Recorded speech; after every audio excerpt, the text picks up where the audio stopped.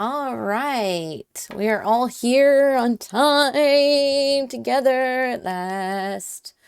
Welcome everybody to the playground. I'm Pixie. You're joining us tonight for our live action role-playing session of Vampire the Masquerade. We're glad to have you here. Do I have an echo? Talk about a Sorry, delay. that was me. You gotta watch your sound, babe. We're gonna get feedback. No, that was my. I didn't realize my phone volume was still low. Yeah, and it's on a delay, so I was just like, echo. No echoes. Okay. I turned it down as soon as I was worried it was on my end. I was like, oh God, no, please. I tested everything. You're good. So yeah, how is everybody doing? We'll do a little catch up and you guys hit us up in chat. You know we check chat and respond, although alerts are muted. So, how's everyone doing? How was your weekend? What did you guys get up to? Well, I will be getting a new microphone after having to rewatch the video for last week to finish my notes. Now that I know my audio sucks for all of you, I'm so sorry for everybody who's having to listen. So hopefully by now audio. there'll be a giant fat boom mic in my face. Right. Phallic object. Blue Yeti. Well, I know as time goes on, I'll end up upgrading things. I really don't. My camera's not bad quality, but it sits on a really fucked up tripod that falls over a lot. It's just like little things over time. I'm sure I will upgrade. So,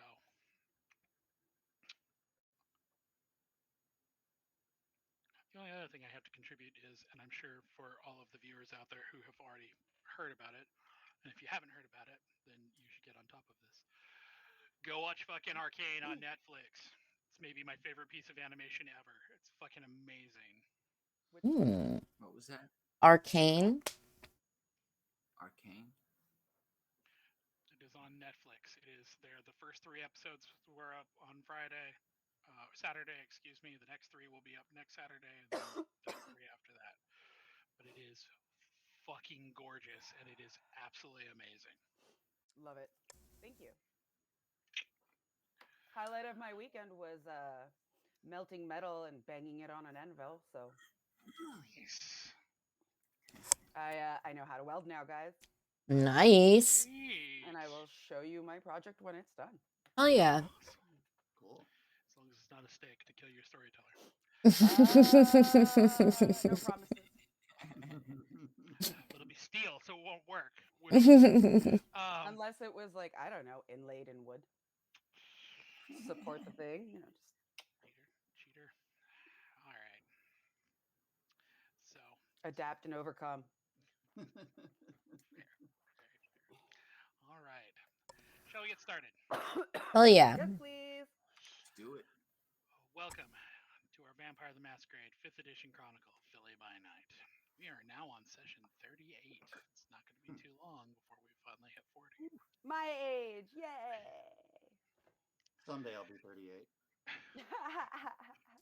I'm 38, but not for much longer. Yay, happy birthday. Soon, next month. So, last week was Devil's Night.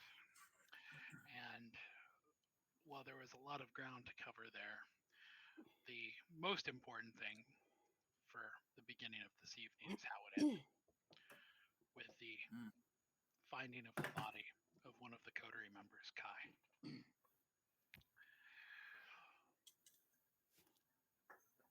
P.S. That was the saddest end to a night I had all week. For real. Yeah, for Seriously. real. Like, I think it actually kind of like affected the rest of my week.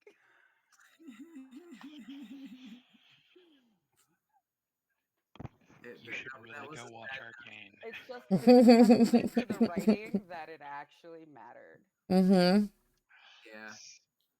So we are going to linger on that moment for just a second. Well, do we want to do a slight catch up? How would you from what point do you want to do a catch up? Just the last turn of events there. That last. So, What led that little bit that led to the cliffhanger? So, the end of the night. Let's go over the last few bits of Action. last session. The beacon had a minor infestation of office-clad humans who swarmed the bar that Mr. Starwell happened to be working at. And he was given a reminder of a major boon that he bartered with to get some information on who might have a lead on what put them under the control of the Second Inquisition nearly 20 sessions ago now. At the same time, the Anarchs of the Northeast, dressed as the Four Horsemen of the Apocalypse, except for the Malkavian who thought they meant death and dressed up as Neil Gaiman's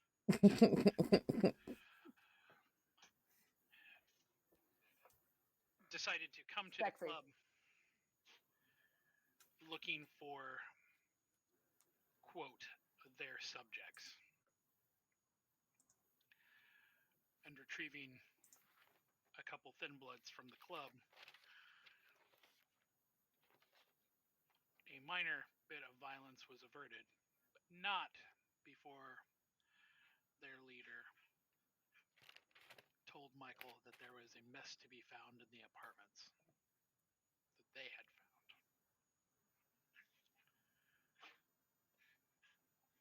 Returning to the apartments, our coterie found an ajar door and the exsanguinated corpse of Kai. So, we are going to take a single action, not counting hunting, if that's what you choose, to finish off that night as we go down the line. Idaho, what do you do? I guess just look around to see if there's anything that might tell us who did it.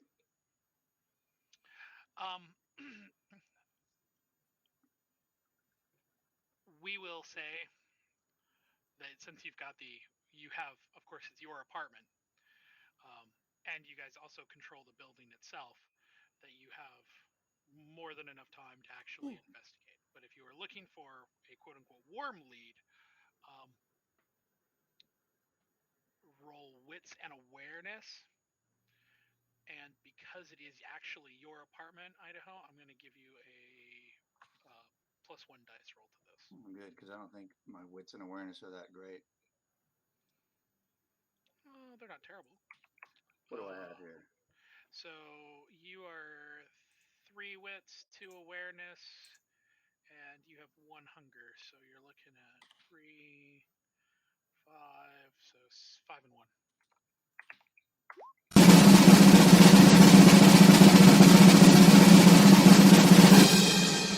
Around your apartment, the 2 things jump out to you immediately.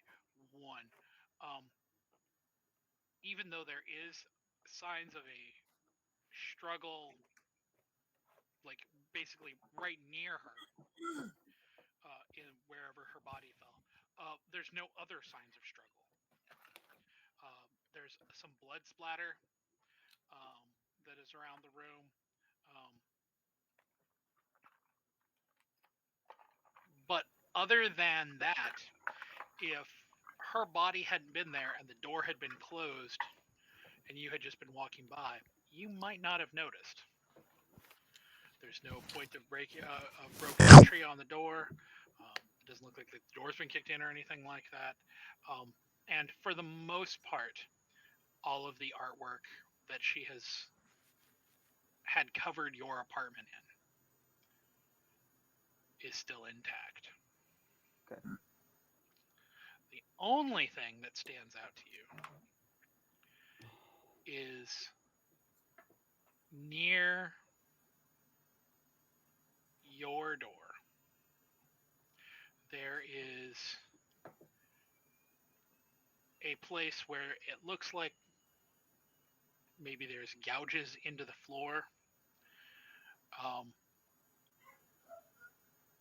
But right at the baseboard, in very, very, very faint, like scratching, it looks like the number 1 and the letter A were gouged. Okay. Well, I'll point this out to the crew. Mm-hmm.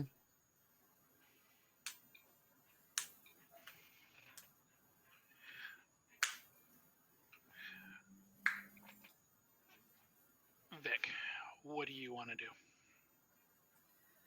I was hoping to try and feed. We'll get to that, but you have You get one other action. Other than that, one other option than the feeding. I guess I'll try and use Bloodhound to see if I can pick up anything that doesn't smell normal. So that will be Wits and Auspex. you don't have Auspex, so that would be a really bad roll for me to give you. No, I'm yeah.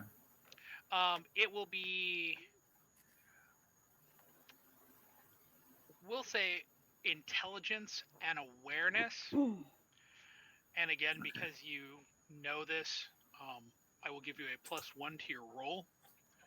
So that will be, it's going to be 2 and 2. 2 and 2.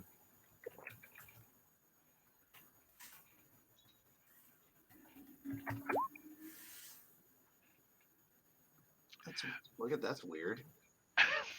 8-2 and 8-2. That's strange. So I'll spend a willpower to reroll 1. Okay. See what happens.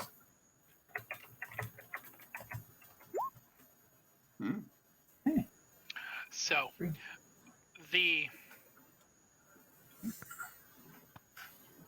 it is difficult for you. You smell the blood of Kai everywhere, and it smells like just the absolute most delicious thing you've ever thought of. Like, it is just mouth-watering. But underneath of that, there is something else. There is another smell here. It is another something that is catching on the back of your throat. It is not a smell that you know, that you remember. It's not something that you think you've ever smelled before. But there is another smell here, and it is one you don't know.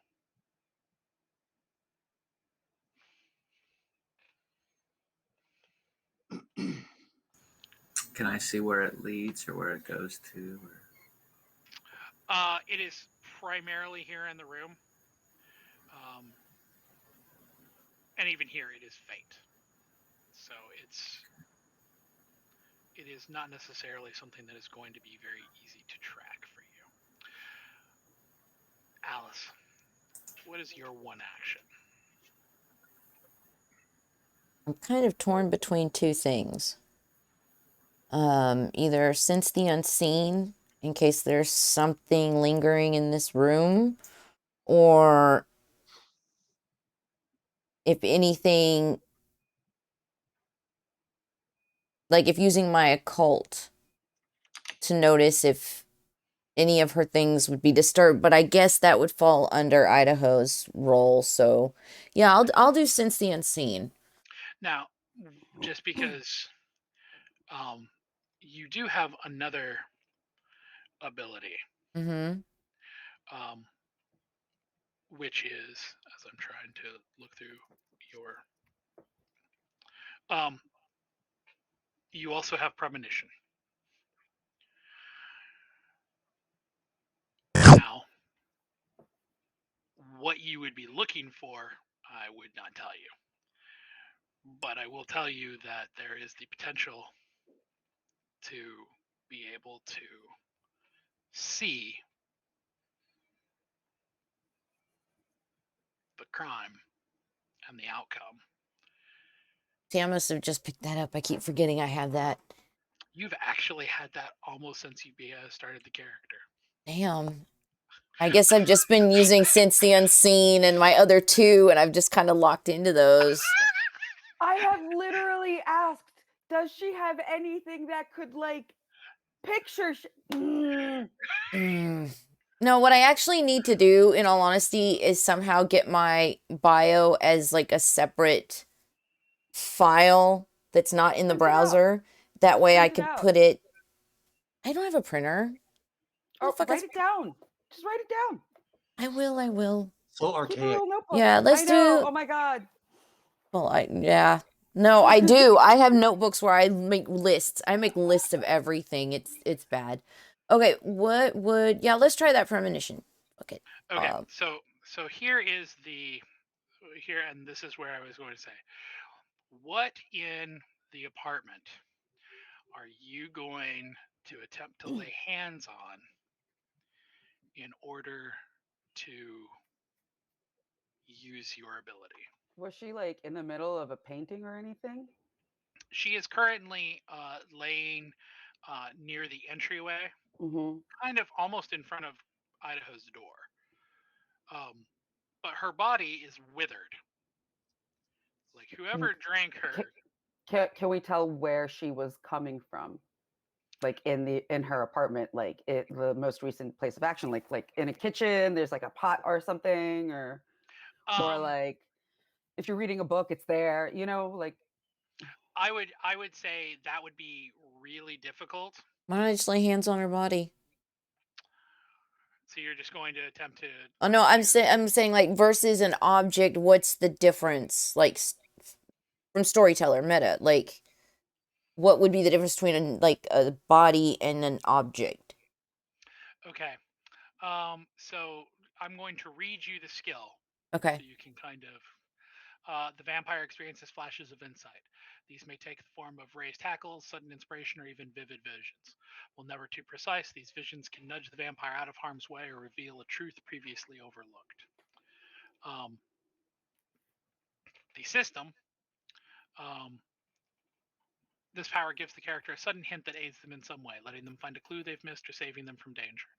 Whether it gives them a sudden vision of themselves walking a trap and inviting red glow over the second right turn during a chase, the brief flash of a skeleton beneath the floorboards in the prince's office.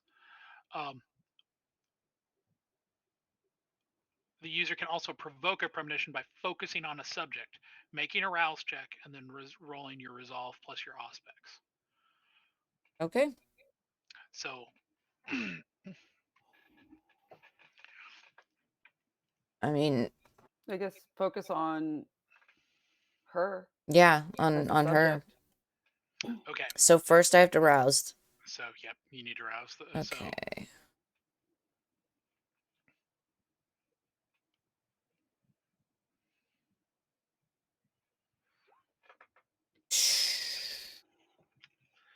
Getting hungrier. And then you will be rolling your resolve and your aspects. Your resolve is 2, your aspects is 3. And your hunger is 2, so you'll be rolling 3 and 2.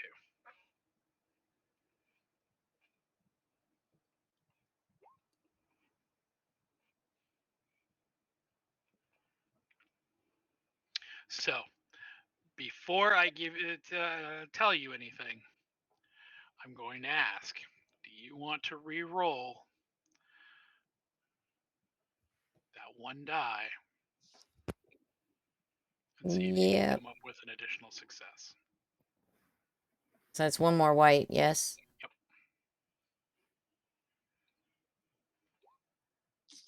Yep. So. Nah, rolls are not with me tonight. when you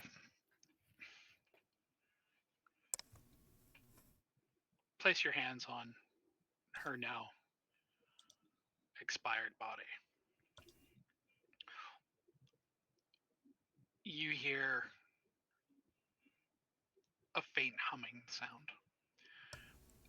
It is a low melody. It almost feels like it's coming out of your mouth. You feel stickiness on your fingers, kind of a grimy, maybe even a chalky sensation. There is a thudding sound in the back of your head. There's a moment of surprise. You hear the creak of the door.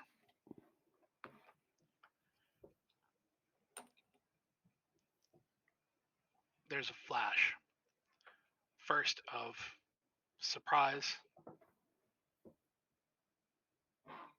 and then fear.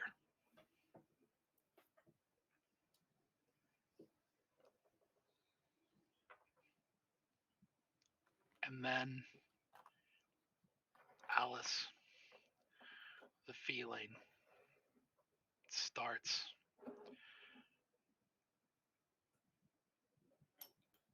At your fingers and your toes, and you start to get cold. It starts to run up your arms, up your legs, through your torso.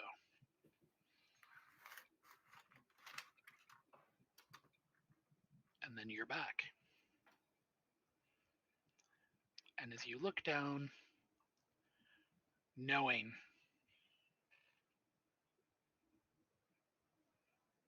that you've experienced what she experienced in her final moments, something becomes apparent to you.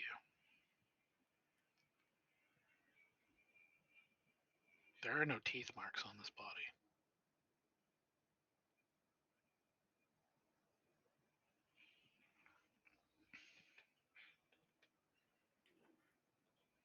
Can I examine her fingers and her toes? Her hands and feet? Since this is kind of a connected action, I will say yes. And then when you do, her fingers and toes are, except for the one that she used to scratch, which is still kind of hanging out, all of her fingers, they're all like gnarled and like pulled in. They look almost arthritic in how they're crooked. But that's all of her body. Like but there's no like, you can look around the room. There's blood splatter. You see blood. You can smell her blood, her vitae on the walls. But on her, there doesn't appear to be any sort of... Not even like injection, like needle pricks, anything? Nothing? No. Would a lick be able to like take care of that after this or not? So that moves us on to you, Mr. Starwell. I'm going to assume, and I will let the four of you tell me that as you are conducting this, are you passing along the information to each other as you are? Okay. Yeah. I would pretty much just kind of be narrating what I'm seeing and feeling. Okay. Then what the question there is now is, Michael, you've got all of this information. What is the question? What is your action that you want to partake? Knowing now what you know. Well, okay, so would this, as a 100-year-old vampire, like register as a blood magic or spell or something? That would be an occult roll. Okay. So you would be your intelligence and occult. So 3 intelligence, 1 occult. So 4. So 2 and 2. Ah, damn it.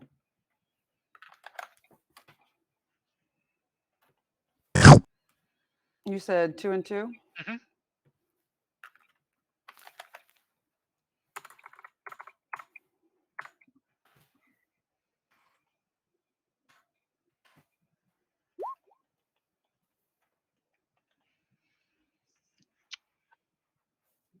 Again, before I tell you anything, do you want to re-roll that 1? Yep.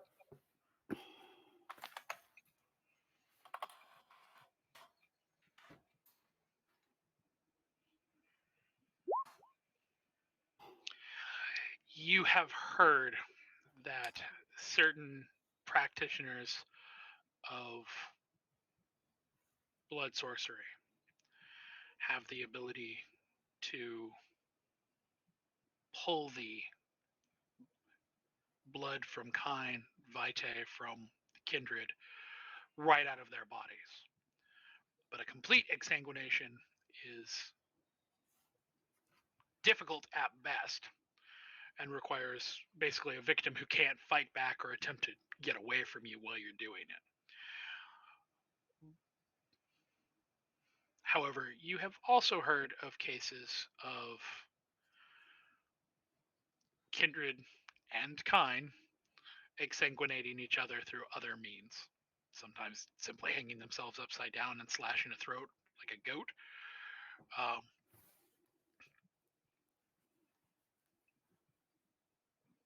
But also through other means as well. Though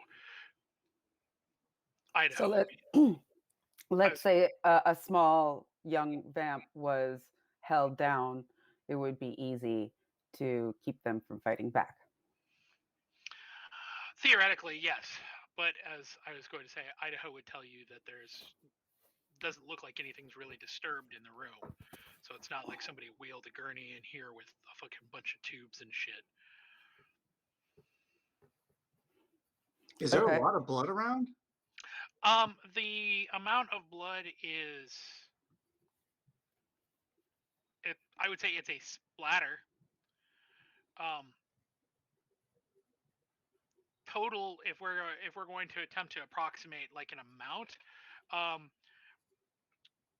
I guess imagine if you took like a mug full of blood and kind of like spun around in the middle of the room for the amount of coverage that there is. So it's not an insignificant amount, but it's also there's not enough blood here to account for an exsanguinated body. Right. Okay. Well then, I'm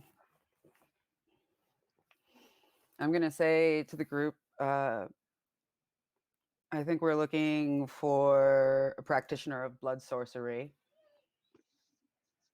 Well, we have several living here. Be like somebody who, like blood sorcery did this, most likely. And then I would probably, then I would bend down and pick up Kai's body and then take it upstairs to the lounge and try and lay it out all nice and put some things around her. So I'm going to assume that everybody is going to be hunting to finish their evening. Not me. Fair enough. You don't need it. Yeah. Oh, okay. So then, for those who are hunting, roll 6 dice. 3 and 3. Whatever. So whatever your white is plus whatever your hunger. Ooh. So 4 and 2. Do I know what mine is? Crap. You check at the bottom of your bio, it tells you what your hunger is. So I'm at a 2. You are also at a 2. Y'all just need to Okay, and then what's my white? Reroll mine. The white was what I was looking for. I didn't know Yeah, how it's gonna many. be Did we just get 2 messy So it's crits gonna in a be row? 4 and 2. For me, thank you. Yeah, we did. Do it. Messy crit. Messy crit. Come on. 3 and 3. Hat trick. Hat trick. Holy shit! And then a 1. Because you guys took all the blood with your messy crits. You didn't leave any for Al. So,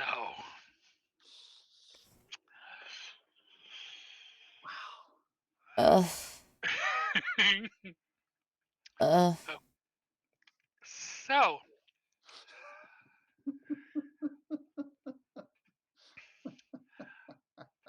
we can do this. The hard way or the easy way? No, there's no There's an easy way of no this. easy No way, easy way. guys. So Nice. we can do this one of two ways. Either all of you will start with a reasonably high amount of hunger come the next night. And keep in mind, you've got a rouse check to still go when you wake up the next morning. Or both Vic and Michael will have to suffer their compulsions, and Alice will have to succumb to the beast during her hunt. What? Okay, where are the compulsions again? Oh wait, no, she had a success. Never mind. So Yeah. she's fine. So the only thing that Al doesn't get is any hungrier.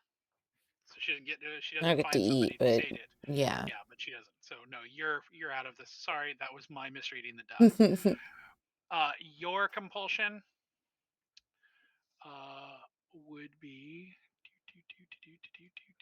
so we'll go since his is the first one.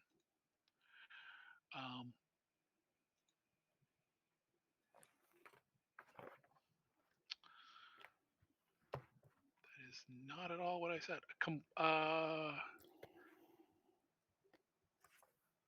Okay, or just don't fucking tell me what the compulsion is. Compulsion for the Bruja is rebellion. So for you, you would have to, until you have successfully rebelled against something, you will have to suffer a -2 to your dice pool until the end of the night. Which is about to happen. Well, until the end of our coming night. Yeah, until the end of our session, right? Yeah.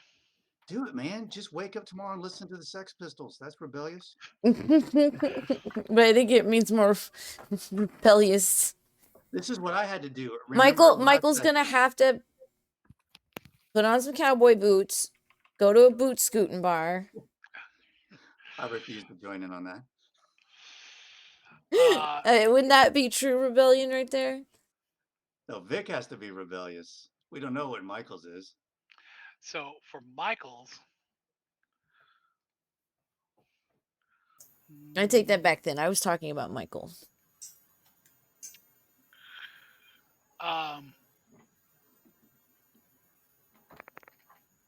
This is terrible.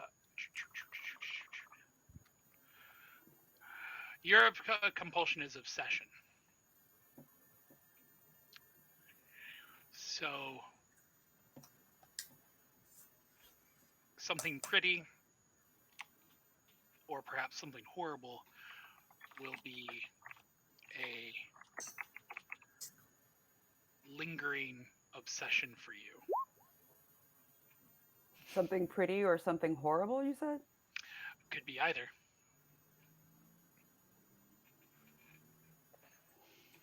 Like when you say lingering obsession, what does that mean? Like something catches me, like whether like it's either like something negative or something positive, and then I just can't let it go for the rest of the campaign. It would be for the rest of the session for tonight. Oh, okay. I mean, we Okay. can do it for the rest of the campaign. No. You really want to? You No. really want to lean into that messy crit? Nope, really don't. Really rather not. Thanks. Because I've got a hobo.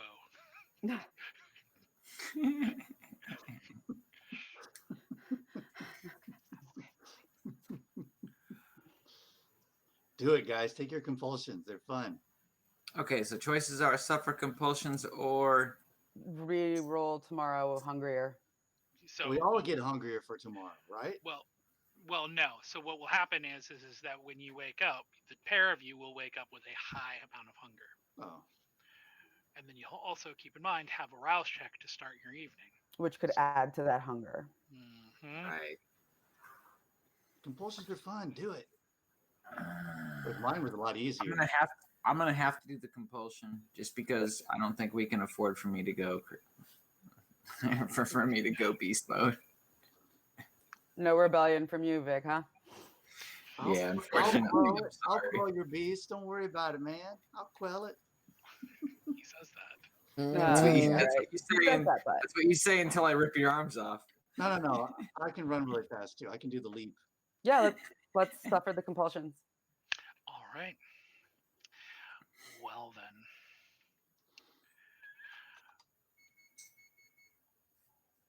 Food's done. Yeah, it's just the preheat. I haven't even put it in the oven yet. All right then. So, with that, your hunger is reduced.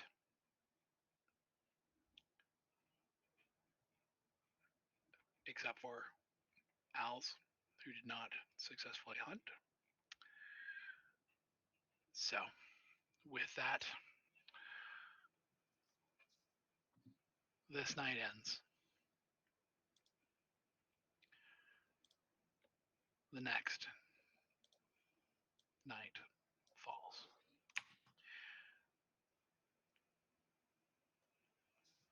Everybody needs to roll Rouse check. a rouse check.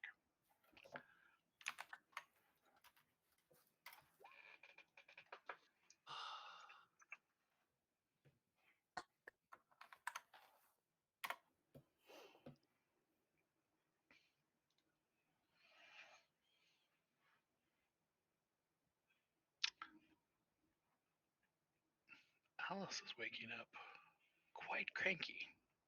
Mm-hmm. Well, I'd be cranky too after that weird hunting session from last night. And all we are waiting for is Mr. Starwell. I did. It might be lagging then. There it goes. You're good. So,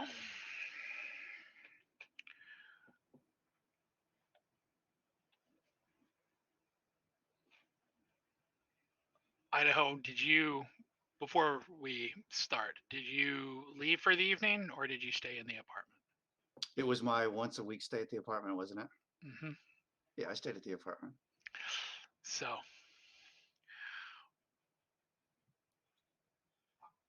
when each of you wake up, there is what one might say a cloud that is hanging over the apartments. No shit. Idaho, when you wake up, you open the door from your room.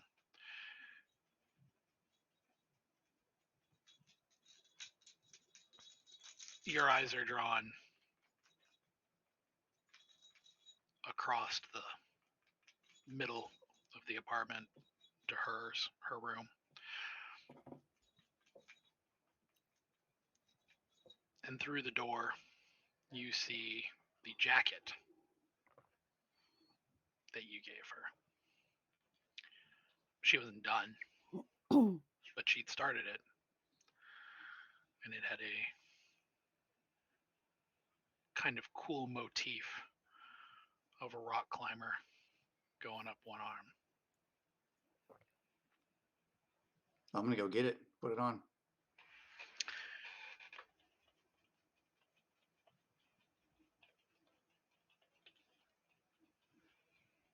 Vic, for you, it's Romano, who, when you wake up, his eyes look a little swollen, like maybe he's been crying some. But he tells you, he goes, boss, we cleaned up the club after last night, and we got here and saw what happened, and we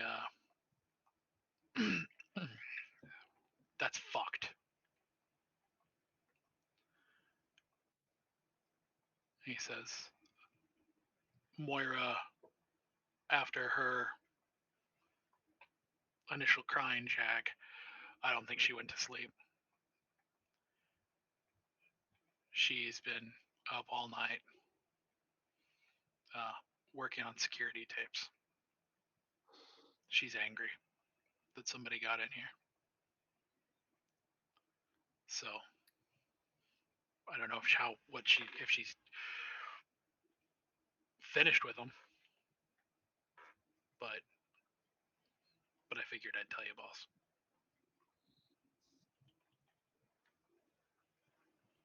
Appreciated.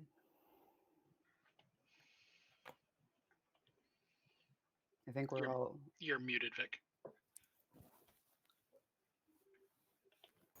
Sorry. I was gonna say I'm gonna go down and check on Moira, see how she's doing.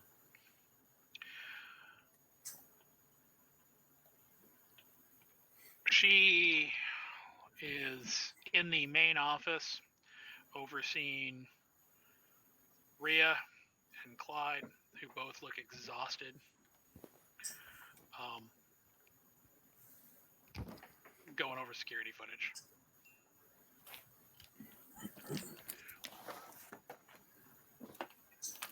They are actively checking every single exterior cameras at the club. The cameras trying to figure out timelines, what happened, when it happened, to put something together.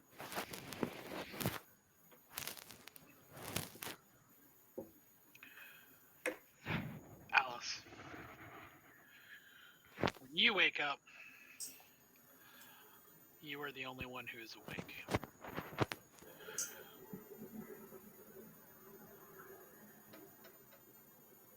Both Lane and Ruby are asleep. Lane's face looks puffy, like she's been crying.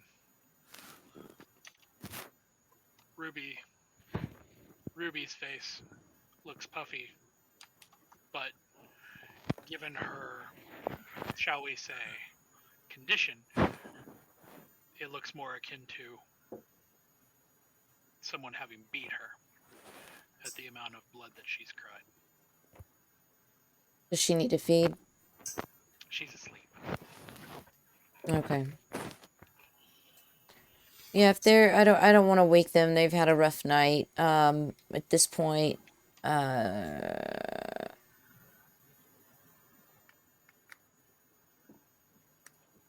go knock on Michael's door.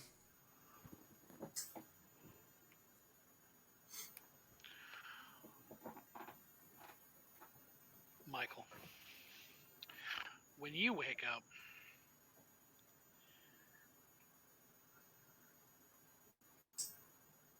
you've got voicemails telling you what a kick-ass night it was.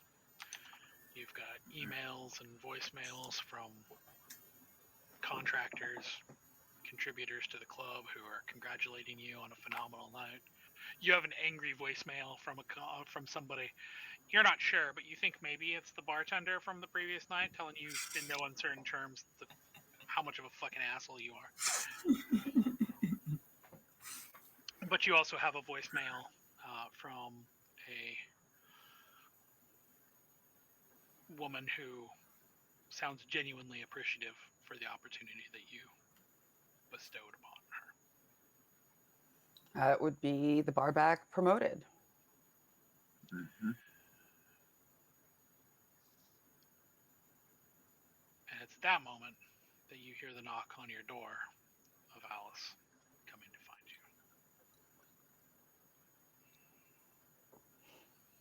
you. I would say come in. So, what do we want to do about the Kai situation? And have we, at this point, have we taken care of the body? It's in the lounge, unless the ghouls did something with it during the day. Yeah, it's laid out funerally style because this one hit home, so everybody needs to mourn. The only thing that they have done with it is that they have put a burial shroud over top of it. Okay, I was gonna suggest that. Okay. If for no other reason than having a completely exsanguinated husk of a corpse on your best day is going to raise questions from. What would you think Wait, about? like this is the lounge in the apartment buildings, right? Right. Mhm. Okay, I was just making sure. I thought like that's what I meant to say. Like meant when I was like I would have like laid it out and made it all like pretty and stuff like that. I was going yeah. to suggest, well, not suggest, get your opinion about maybe having a small service before sunrise and take her up to the roof. Those were my thoughts exactly. Okay. Encourage everybody to gather and Okay, so we can do that at the end of the deal night. with our emotions. Yeah. And I'm going to say, have you slept at all? Yeah, a little bit. Question, please, real quick for Meta. Sure. Is it possible for a vampire to not sleep when the sun Yeah, I is was up? curious too. So okay, so just to clarify the question, so I know, so I can tell you exactly what I think you want to know. Is it possible for a vampire to be awake while the sun is up? Yeah. Okay, so there's a couple ways that can be done. The first is that there is a ritual that blood sorcerers can conduct called Wake with Evening's Freshness that allows them to wake up when they are basically during the day and not suffer any problems for working during the day. Interesting. With that said, it's not exactly a cheap ritual to perform. The other way that can be done is in the event of being woken or waking up. I'm not going to say set your alarm, but setting an alarm. It is a willpower roll. And then every turn after that is a willpower roll. Okay. So it is a kindred that has an insane amount of willpower can theoretically will themselves to stay awake while the sun is up. A kindred that doesn't have a whole lot of willpower will find that even staying awake momentarily while the sun is up to be extraordinarily difficult. Because if I'm not mistaken, the longer you're awake, the more successes you need. So basically, the fact that we just endured something emotionally traumatic would not have kept us from being able to sleep, is what I'm getting at. No. Unlike humans, we basically are just shut off. Yes. Man, I wish I could do that. Yeah, Right? I figured that's the way it was because that's kind of the way it's explained in Coteries of New York. Right. Yeah, I just asked because Michael said, "Did you get any sleep?" And then you said, "Kind of," and I went, is that even a thing for vampires? That's kind of Yeah, I was about to ask. I was but- referencing more like, I imagine it would still be restless sleep. Like, I'm Well, is it? dead out, but so the mind's so probably still going. I mean, I'm Malkavian. so there's a couple different interpretations of it. Some kindred describe it as just going basically into the void. That basically when they go to sleep, they're basically just dying again. Yeah. And then when they wake up, they're coming out of that. But it's also been noted that several kindred, Alice included here, have dreamt while they are asleep. So is it akin to being like a human going to sleep? Is it akin to just dying? Depends on what I want to do as the storyteller. How's that? Ha! DM rules. Awesome. Yeah. But to answer your question, since I do understand what you're asking, it would be theoretically possible for a kindred to have restless sleep or unrestful sleep. And if Although- anybody, it would be Alice in the coterie that would. Well, and I was going to say, and more likely, the main cause for that for most kindred, I would assume, would be having suffered traumatic injury. Like if somebody lit you on fire, I guarantee that your body being forced to mend while you are asleep is going to cause you to have less restful sleep than otherwise. But as like emotionally affected, that's very much a humanity thing, and it no longer acts like that for us. Ooh, maybe if we have high humanity. Higher your humanity, the more prone you are to having interesting issues, shall we say. Freaking humans. Never trust them. Never trust the living. Slogan for tonight. My Very, humanity is true. a 1, so I should be safe, right? That is not true. So, what are you going to? So, well, I guess I interrupted Michael. Our and play. Yeah. Yeah. So I would have asked if you had any dreams or like how restful was the day. Well, Storyteller didn't say I did anything, so I would just chalk it up to walking in and having to deal with that big emotion. Yeah.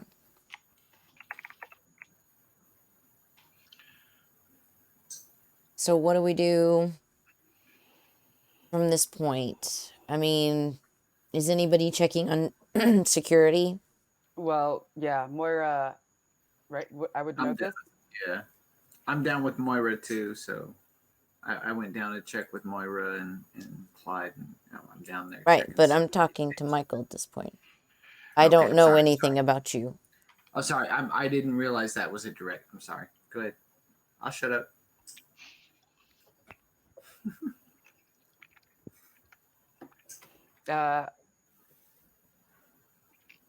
I'm sure somebody is, and if not, it's not going to be ignored.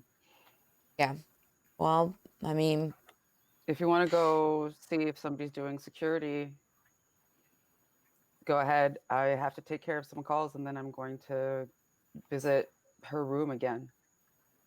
Take another okay. glance.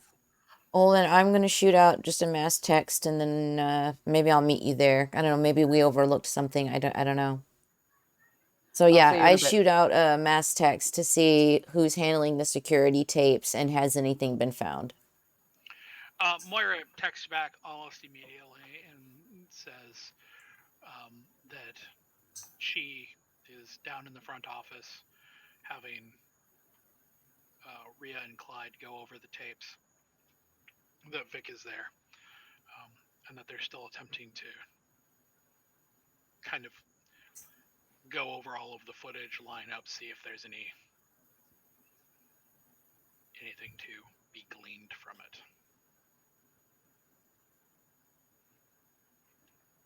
Yeah, then put my phone back in my pocket and head toward Kai's room or Idaho's apartment.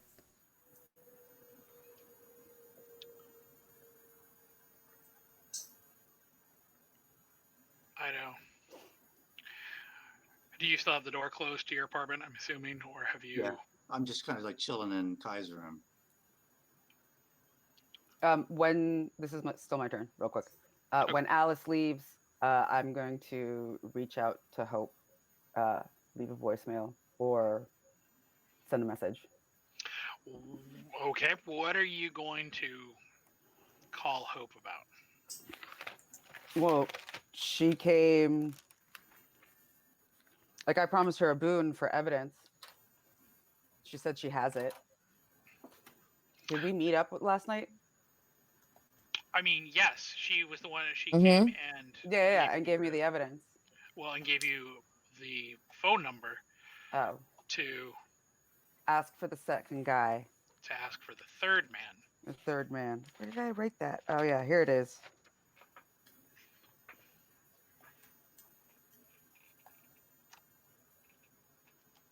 Nope. Oh yeah, here it is. I need to talk to the third man. All right. Then I'm just going to like get myself right and head down to Kai's room with a focus on the artwork.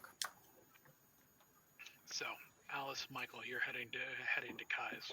Mm-hmm. Vic, what are you doing? Are you still staying at Moira's, or? Yeah, I'm helping her with security tapes. I'm trying to see what came in. If there's anything to see. While you were looking at the security tapes, Vic,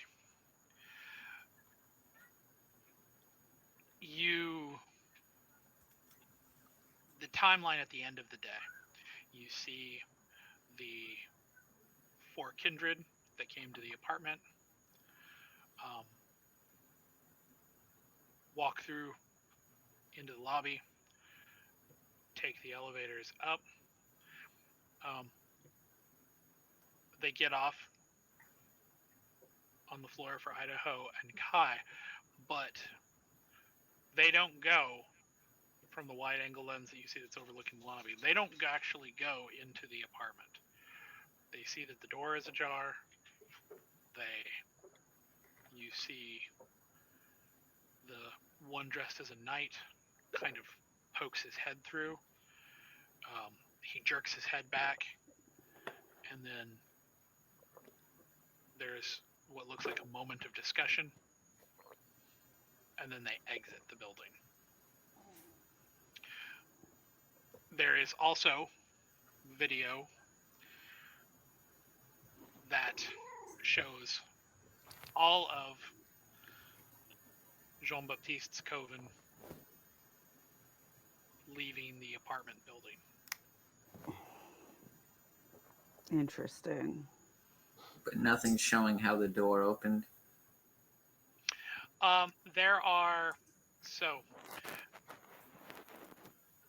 They haven't gone through all of the footage yet and all of the cameras. There is a spot on one of the screens where somebody walks in or up to the apartments, to the front door, wearing your like most generic outfit ever. It is a brown trench coat with matching brown pants and a fedora and a mask. Wait, generic? Are we talking generic for real? Like, that doesn't get seen anymore. That shit is not worn. Generic because it's brown.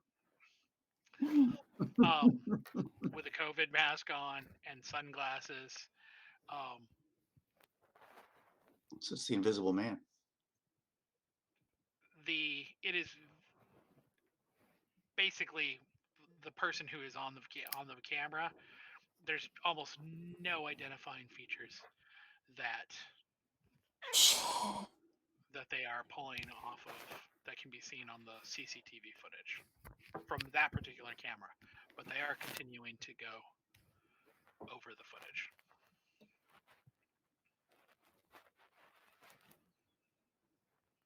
Okay.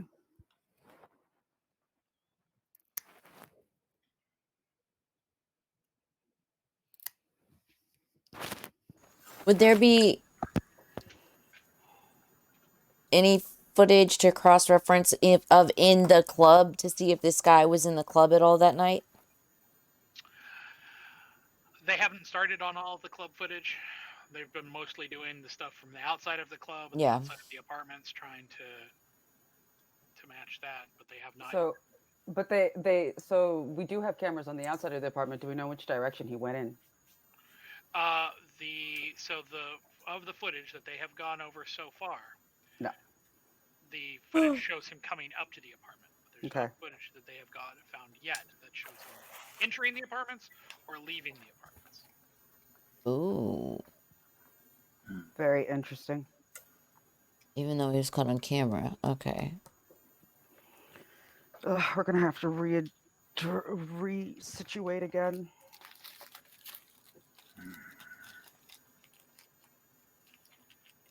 All right. So, But what connection do we have to this person that gave us the warning? What warning? Oh, it was just the Malkavians. They came up to tell us that there was a mess in the apartments. It was the Northeast Anarchs that just said. Oh, okay. They just came to grab their people, and they were like, "Oh, by the way, you Okay, should I know, mixed that up. I thought it was somebody part has of like fucked up your house and like disrespected the shit out of you, and yeah. like, done a major fucking blow. well, You and best that was, handle your fucking business." and you'll remember that the Malkavian Justice Death was very, very quick to tell you that was not them, that they thought that was you guys, that they didn't understand why you would have left a body there like that. Mm-hmm. Yeah, I just mixed the up video clears conversations. them too, so. Yeah, no, I misheard. My brain was putting together two different conversations. How very Malkavian of you. Exactly. So, Vic is downstairs with Moira. The other three of you are in Kai's former apartment. So, what are you looking for? So the other two showed up to the apartment now? Yes. Mm-hmm. Okay, before we start looking, I'm going to say, Michael, unless you think there's some reason not to do this, I would like to go talk to the Tremere that are, what are they, like downstairs or whatever, wherever they are. They're still, so the Tremere's apartment is up. Okay, upstairs. So unless you think there's some reason not to do this, I want to go talk to the Tremere. I mean, I don't think you would have known that they've left yet. Vic saw that, but Huh? Idaho, were you there with the video where you saw the Tremere leave? This is not predicate. No, that video. I'm not. This is not at all about the video footage. And the video footage was them leaving to go to the club last night, right? Yeah. Mm-hmm. It's not about- Oh, okay. Well, I'm just Never mind. saying. Yeah, never mind. Then I retract my concerns. So, okay. So are you going to head up to? Yeah, I'm just gonna kind of like shamble out of the room. Okay. You know, and head up to the Tremere. Okay. So we'll take a second to go to do that. Okay. So when you head up there, what do you do? The door opens, and Samuel, still partially dressed as the Stave Marshmallow Man, covered in rave colors, answers the door with a very somber look on his face, despite his party garb. He says, "Yeah." Say, well, we lost somebody last night. Yeah, we saw. She was No, I'm also. Oh, sorry. She was a good kid. Yes. I'm really having trouble with deciding if I'm more sad or angry right now. But okay, quick aside note. This is a question to the storyteller. Okay. When Michael did his little occult investigation and got his results that were shared with the group, right? That is a question for Michael. Did you Yeah, share? Yeah, I we all I said was- we all shared Well, yeah, everything. you would yeah, said and in all- gameplay, I was like, I would have said this, and it was Yeah. like, this looks Okay. like it was blood magic. We should follow up with our residents or something like that. Hmm. And then I would have taken the body and gone Yeah. and started a funerary thing. So I'll say, well, He before you answer, Hmm. he, in response to your initial thing, he clasps you on the arm and he goes, "With lives as long as ours, you have time for both."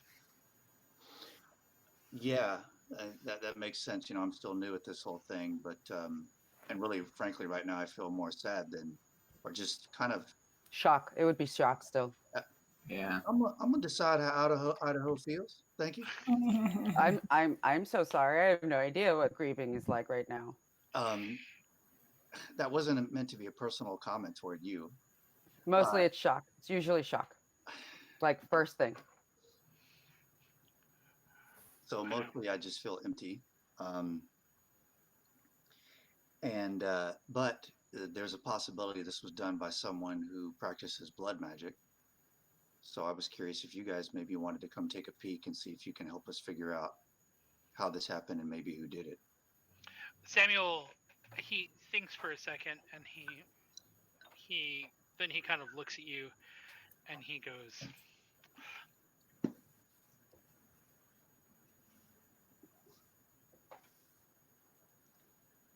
we might be able to help. He says, but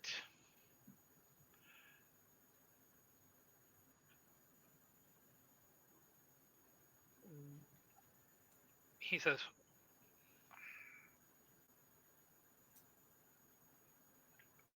will knowing how she died truly help you to find peace? Well, He says, hear me out. He says, you feel sad right now. He says, but that anger is what you need to hold on to because someone needs to be held responsible for this. mhm. He says, we can tell you the method, but just because we might be able to tell you the method doesn't mean we can tell you who's behind the madness. Sure, I understand that entirely. Hmm. But I think that if we know how this was done, that'll at least help us. I mean, if we're going to try to figure out who did it, and if we kind of have some idea of what this person is capable of, that might help us identify them when we find them. He clears his throat and Adelaide kind of elbows into the door. She offers you kind of a sad smile and she says, can I offer another suggestion? Sure. She says, why don't you ask Kai herself? Is that possible for me, or is that one of the things you guys can do? They look at one another and said, that's not something we can do. But they kind of look at one another and Samuel says, isn't your Baron aligned with one of the most powerful necromancers on the East Coast? Yeah, and we actually were asked. Oh, shit! Before I say this, let me remember if I was actually there or not. I remember one time we were talking to someone about some evidence, and they said, "Remember when Michael offed, when that beautiful moment when Michael offed Carmelo?" Mm-hmm. And then we were talking later, and they said, "Well, do you have Carmelo's body?" Someone asked us that. We asked the question. They said, "Well, do you have his body?" Noel asked you that. Hmm. Okay, so what I'm about to say to this person, if Idaho has that information, is, well, I don't know the details about that stuff, but if it's possible for us to talk to her, that's great. I'll go talk to Michael about it, and we can maybe get some more information before we send her on. Mm-hmm. Samuel nods and says, that, if I had to make a suggestion, would be the one that I would make. He says, because if we have to get to the body to figure it out, he says, normally we wouldn't care. But he kind of pauses, and Adelaide says, we don't want to desecrate the body of your friend. I understand. Well, in the meantime, if you guys have any suggestions for how to make this place safer, that'd be great too. And I'll go tell them what you guys suggested with the necromancer. I really appreciate it. They nod, and then Adelaide gives you a real quick hug, and then backs up, and she's kind of looking at the ground. She goes, we didn't know her very well. She only came up here to hang out once or twice, but she seemed sweet. She was. So, thanks. Samuel looks at you and goes, if that doesn't work out, if you can't, or you decide that you won't, said come back and we will do what we can. Okay, I really appreciate it. Thanks a lot. They close their door. All right. Well, then I'll head back.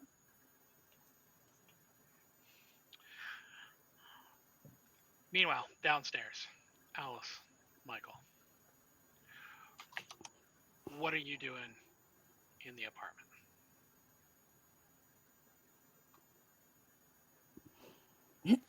Well, I'm going to be looking at a lot of her artwork, trying to see if there was anything from her worth seeing in it. The artwork is just completely, I've described it previously to Idaho, but it is just wall to wall, covers every inch of the walls, covers the ceiling. Some of it creeps onto the floor. It is just art overlapping art, murals and and individual paintings kind of just overlapping one another. It is a huge amount of art that is covering this entire small apartment. Some of it could be distantly construed as being kindred related, but for the most part, it's some of it's fantasy, some of it is real life, some of it is somewhat abstract. Some of it is portraits. You find in the apartment that there are, at different places, that there are portraits of almost everybody who is in the apartment building. There is a portrait of Idaho on the back of her door. There is a portrait of you that is on one of the tiles in the bathroom. There's a portrait of Alice that is almost an etching that is on the mirror in the bathroom. There is a portrait of Vic that is on another door. There's a group portrait of all of the ghouls that is in the kitchen on the cabinets. It is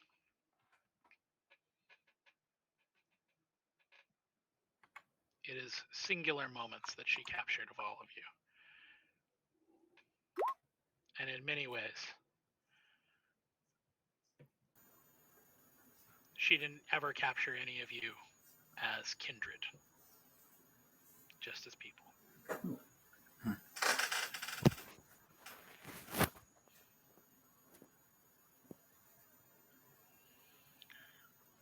Alice, what are you looking for? Did Kai ever use any kind of tech? Phone, laptop, anything? She had a phone. She had a phone. She had a phone that you guys gave to her. Yeah, I want to go through the phone. The phone is so close to being just a plain burner as to be Oh, okay. the texts that you guys sent to one another, maybe some individual texts that she sent to you guys, individual texts that she sent to Moira. She seemed to text with Moira a bit. She texted with Ruby quite a bit, and Lane. They had a kind of a girls' chat going on.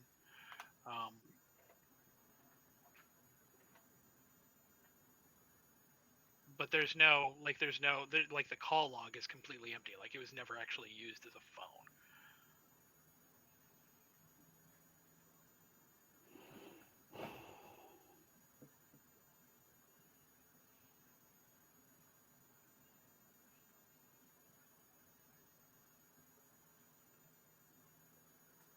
I don't know. I feel like there should be something else. I'm like,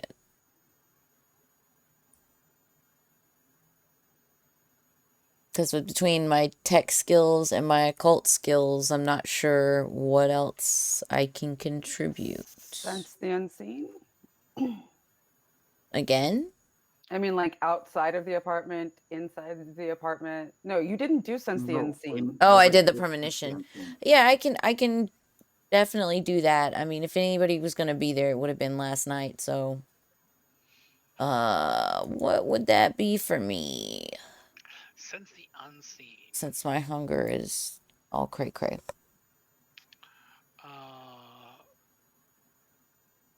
Wits and aspects, so 4, 3, so 4 and 3.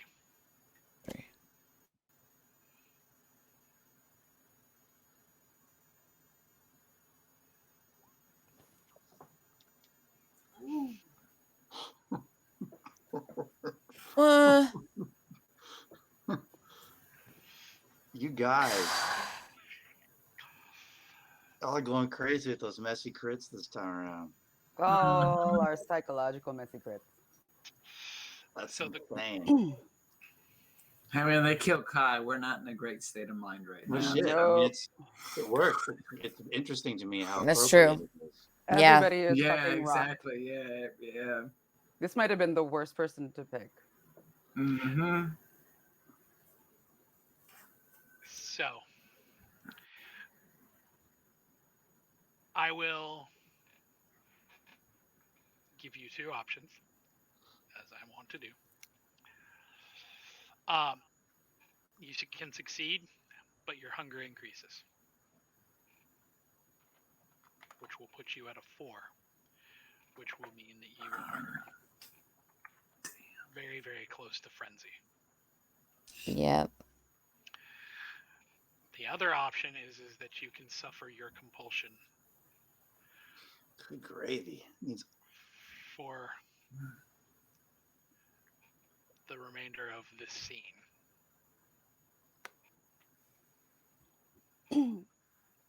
What would be my compulsion is milk. Delusions. Now, is it until their compulsion is satisfied? And they have the dice pool thing, or how does that work? No, for a Malkavian, it's just for the scene. So it'll like start fading. Yeah. No, it would basically be for the single scene. So wait, so how does the delusions go with the sense the fuck? Don't give him ideas. No, because like I'm curious, like shit. Hmm. The compulsion, I will I will read it out loud so that way everybody knows exactly what is going on. Malkavian's extrasensory gifts running wild, the vampire experiences what might be truths or portents, but what others might call figments of imagination dredged up by hunger. While still functional, the vampire's mind and perceptions are skewed. They receive a 2 dice penalty to all rolls involving dexterity, manipulation, composure, and wits, as well as any rolls to resist terror frenzy for the scene. Holy shit. Let's go. Yeah, let's do it. Wow. All right. Big Well, money. In that case, before we begin, let's take a break. Yeah, bio break. Yay! Is it a real break or are we just dilute? You're right. That's part Yeah, of the right? delusion. It's a delusional Ooh. break. Okay, So, well, okay. like we're at a real break. It's just delusional. All right, everybody. We're going to take a quick bio break. So grab snack, soda, something, and we will be right back with you guys. What about 10 or so? 10-ish Yeah, minutes. we'll say 10 after. Yeah. All right. Stay with us.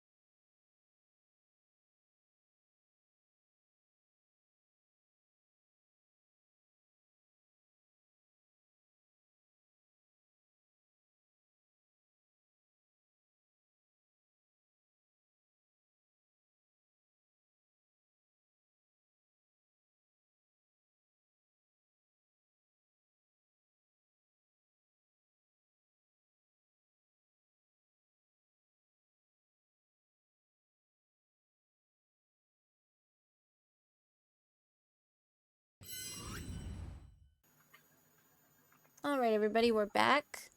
Thanks for sticking with us on the playground, or if you're just joining us, I'm Pixie. I'm a variety streamer here on Twitch.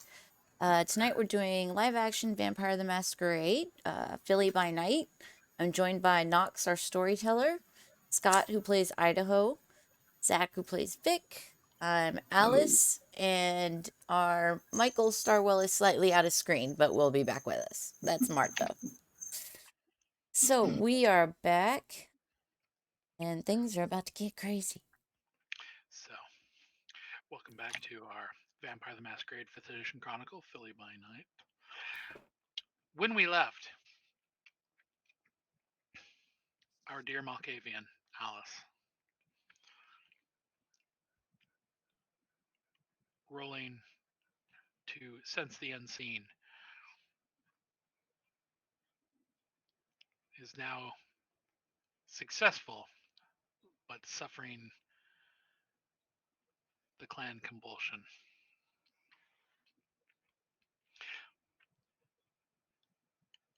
Alice, when you, before we begin,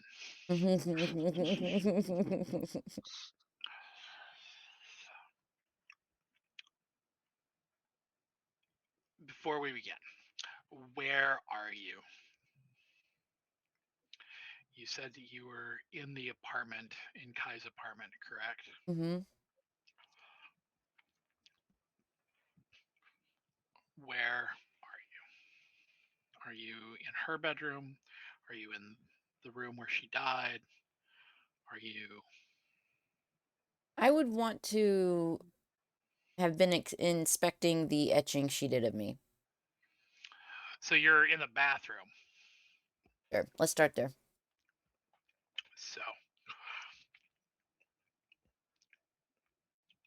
when you sense the unseen,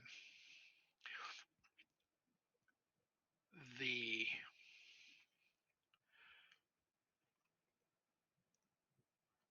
image of the etching,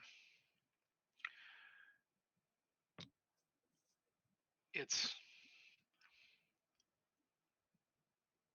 eyes blink at you.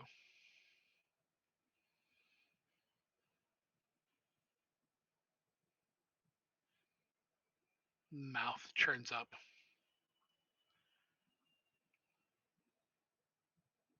In a slightly cruel smile.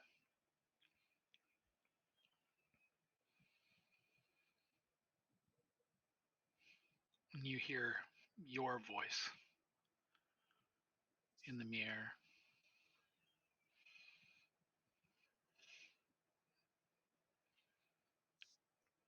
It says, "It's only a matter of time. You'd have done it if you'd had the chance."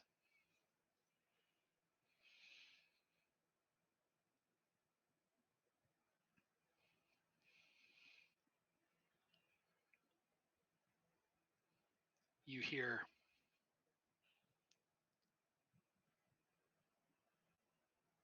footsteps outside the door.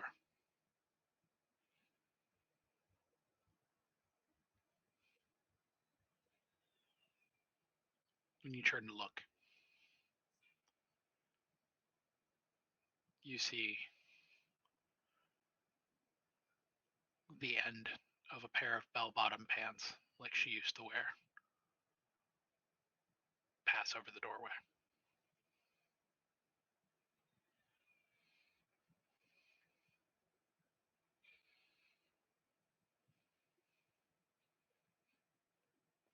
What do? Follow the pants. As you follow the footsteps down the hall, and you turn the corner from the bathroom,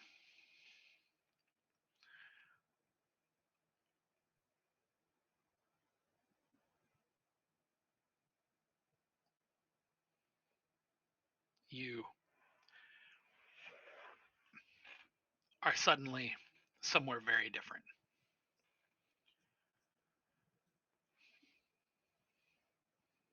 The glass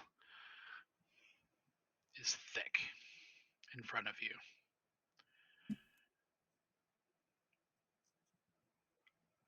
Across the hall,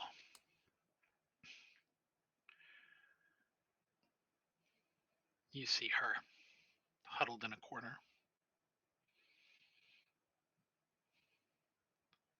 cowering in her cell. And she looks up at you.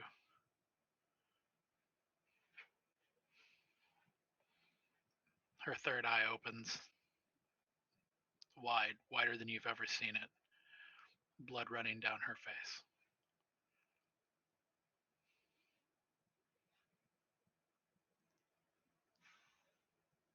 She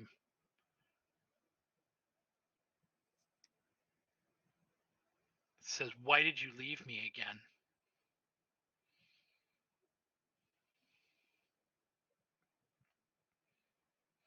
What do you mean? We didn't leave you.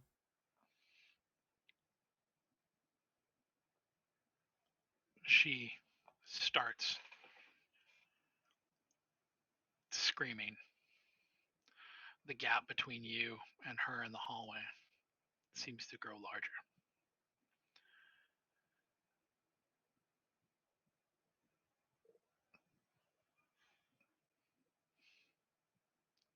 At the corners of your vision, the glass wall in front of you starts to crumble away.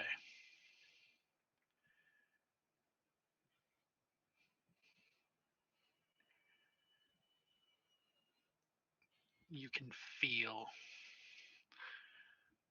fingers under your skin, on your face, under your eyes. They feel like paper, skeletal almost.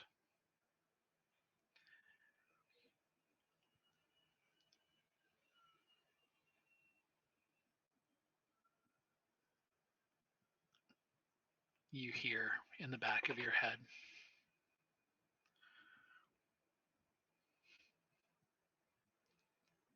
a cacophony of voices, and starts to whisper, "Already seen, already seen, already seen."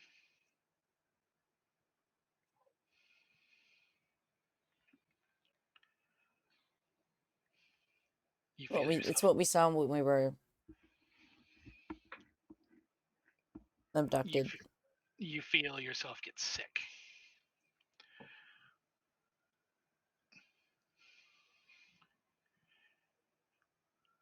You spit, and there's blood.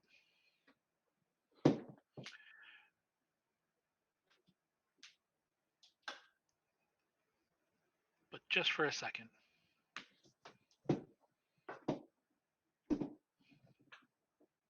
you see something in the spatter pattern of your own blood that looks familiar.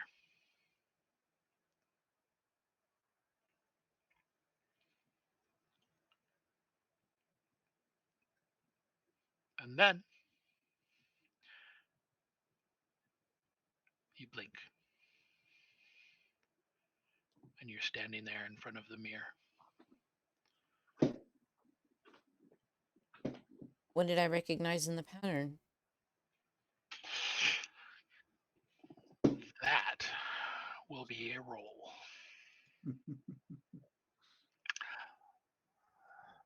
So that will be wits and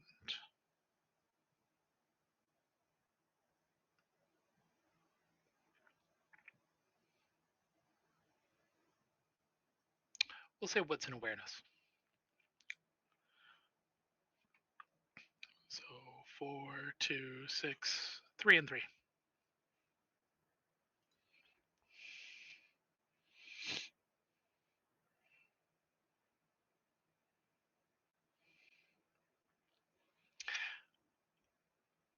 You recognize it as the same exact etching that Idaho saw.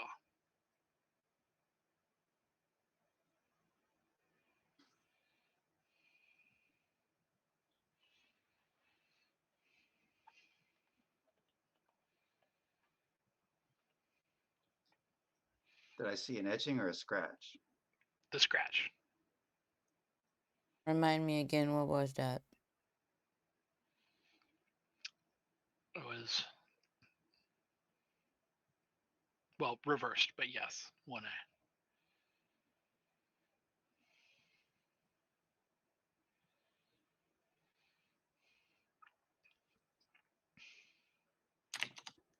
Do we have an apartment 1A? No, your apartments are done by are done by numbers only. Okay. And you don't have any basement apartments. Okay. Vic. Well, to finish my turn, at this point I Sure. would have turned to Michael and explained the crazy ass bullshit I just saw.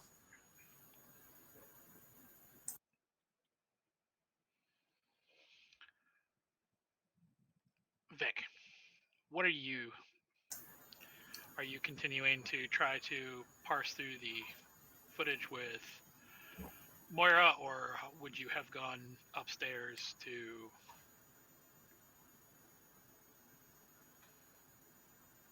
If it seems like they have it handled, I'll go upstairs. If it seems like they need help or they're tired or something like that, then I'll stick down to help them out.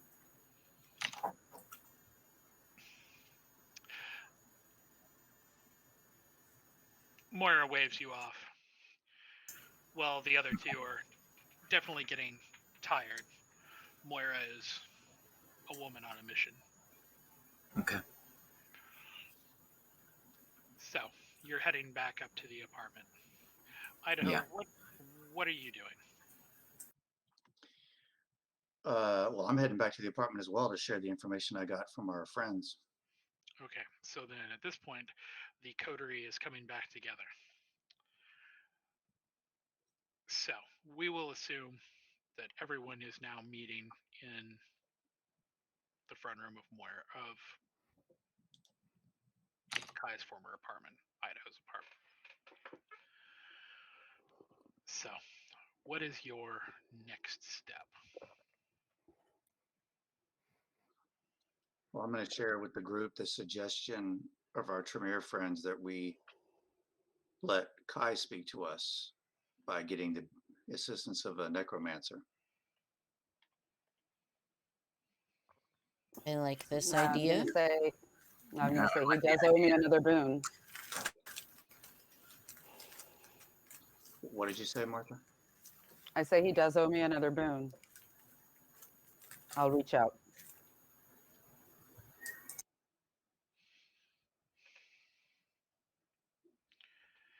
So, how, just to clarify, how do you want to reach out to him? Are you going to just call him on your phone right there? Are you going to head to your office and call him? What are you doing? Yeah, I'm gonna do that when I get to the office and stuff. I also want to reach out and try this other number. So like, there's things to do, but like while I'm in the apartment, I would also like to do a Sense the Unseen.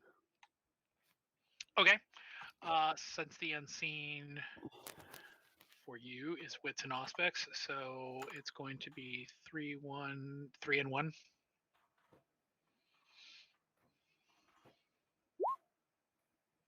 Yeah. Do you want Oh to? no, yeah, 1, please. Thank you.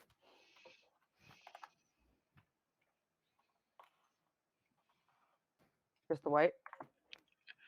You can reroll. 2 white if you. Oh, you could reroll all 3 if you wanted, but I only need 1, right? mm-hmm. Fuck. Oh well. I see nothing. You don't see anything out of the ordinary.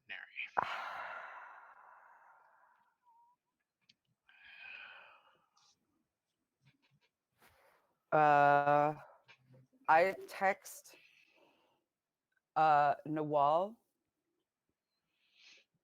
and be like, while I'm there, before I head over to the office, and be like, we need you to help us figure out a puzzle. Like I'm gonna let her know tragedy, what happened, and that we need her help if she can figure out what A1 means.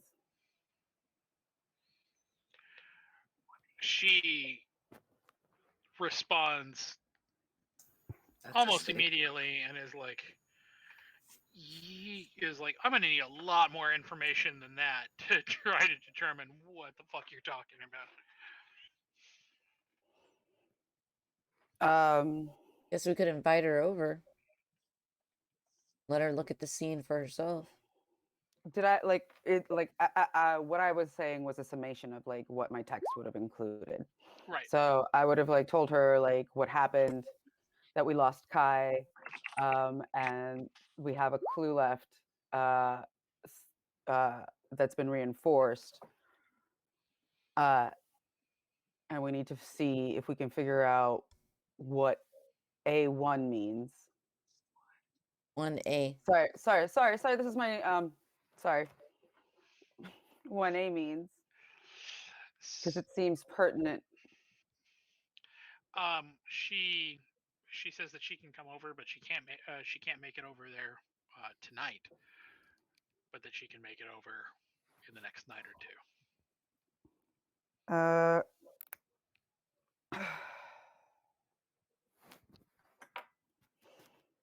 Okay. But like there's no, then that means we'd have to like leave the apartment as it is. Well, yeah, Idaho has his van. He's not staying there. Nobody's in the apartment anymore. We can lock it up. I'm going to say okay.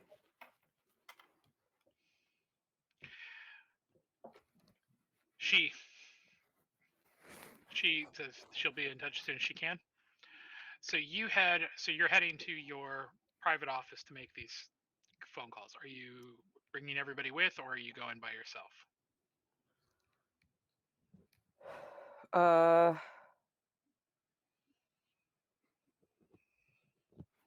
Yeah, everybody can come with. Okay. To answer your question, it is entirely possible for, as the necromantic studies of the Hekata, that is a discipline under Oblivion. It is entirely possible for any kindred to learn it. However, in order to accomplish this feat, you would have to be able to figure out how to convince a member of the Hekata to start teaching you. Diablerie.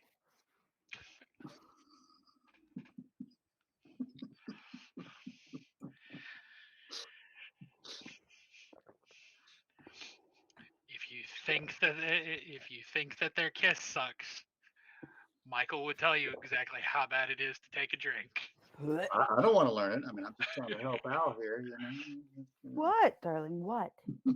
You have We will to- talk about this off stream. So, who do you call first, Michael? Definitely Carmine. I mean, yeah. So when you call Carmine, it rings 3 or 4 times, and then it picks up, and you hear Voicemail. a voice that is not Carmine's. It is, hello. Ooh.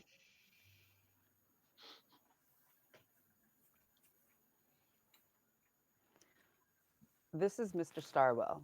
I need to speak to Carmine. There's a slight pause, and then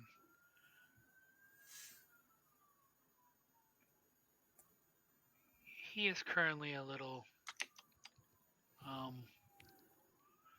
preoccupied. Is it really important?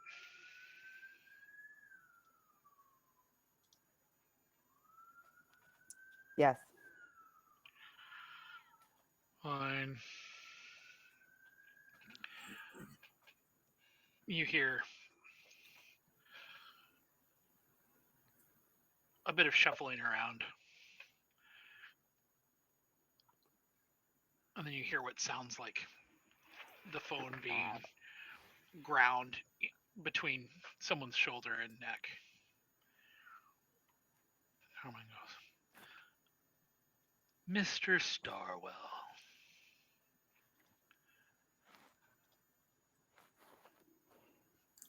I would have answered my phone, but Ooh, I'm ooh. currently elbow deep in the dead. Is there something that I can assist you with? Okay, really quickly. Meta, out of game. Do I have a small boon with him still, or just the large one? You currently, I would say, have probably two boons with him. So you've definitely got your small boon with him. Okay. You did use one of your large boons with him when you took him to the theater and had him help you there. But he also owes you another boon on top of that. So Yeah. Okay. God damn it, Kitty. Fucking molting season.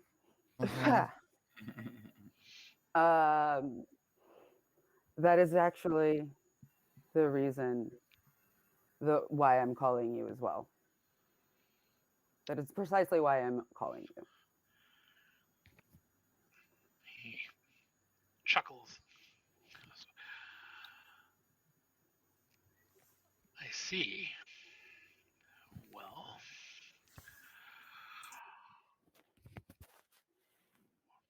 what can I do for you?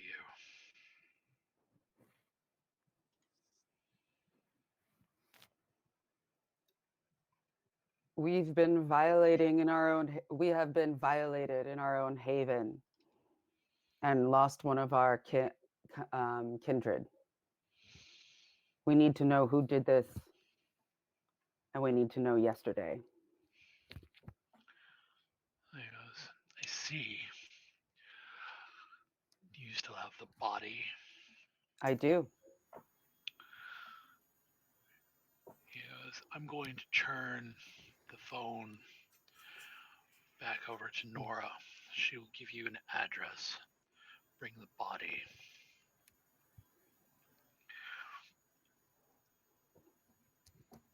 You hear the phone, more scraping.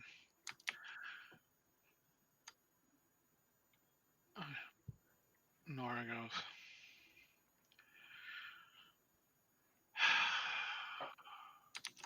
okay. Where are you again? I give them the address. She gives you an address.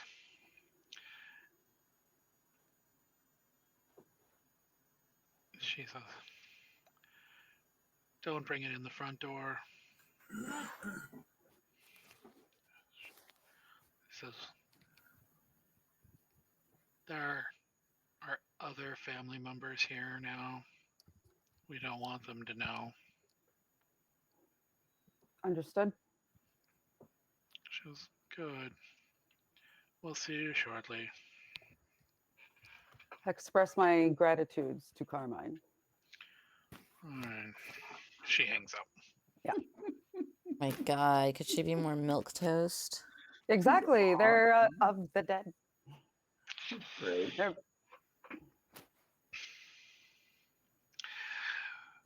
So, you said there was another phone call you wanted to make. Yeah. And since Al is really good with tech, I'm gonna have her like. It was about the third man, right? Uh,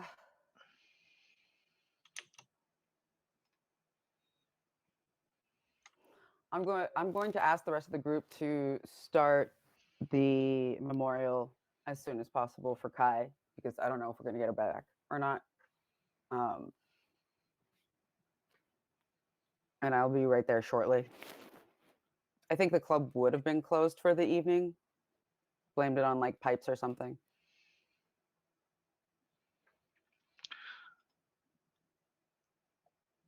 So the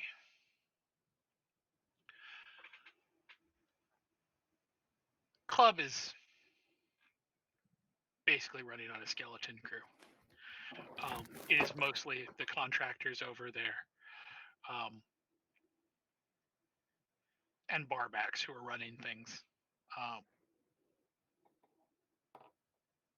Romano has offered to go over there and run door. The contractor who you replaced is the bartender upstairs. Doesn't exactly understand why everybody's in such morose moods after the previous night where she made a shit ton of money. Mm-hmm. But she is definitely eager to get back to her bar, as she is now calling it. And so you are able to at least keep the doors open a little bit for the club. But the majority of the ghouls are definitely there to say their final words and pay their respects.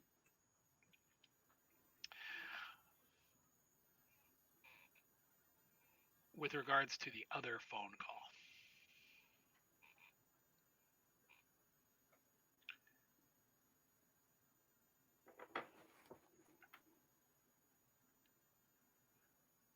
when you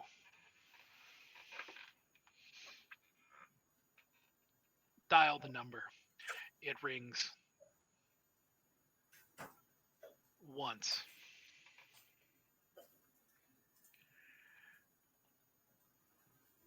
And picks up, and a woman says, "Law offices of Fairchild Haddonfield. How can I help you?" I would like to speak to the third man. I'm sorry. Wait, what's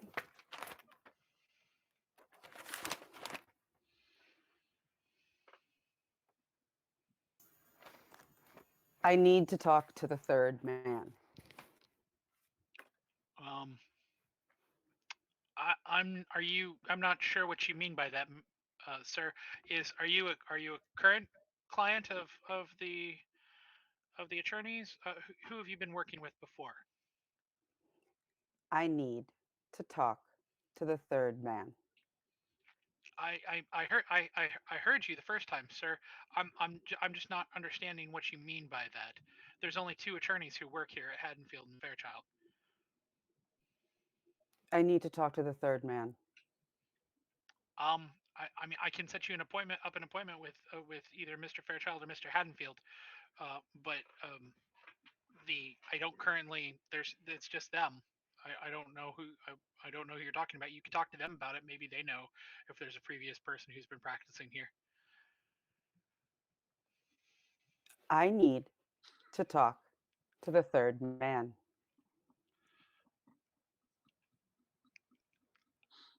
The lady's like, I'm really sorry. I don't know what you're talking about. Um, if like I said, I can schedule you an appointment.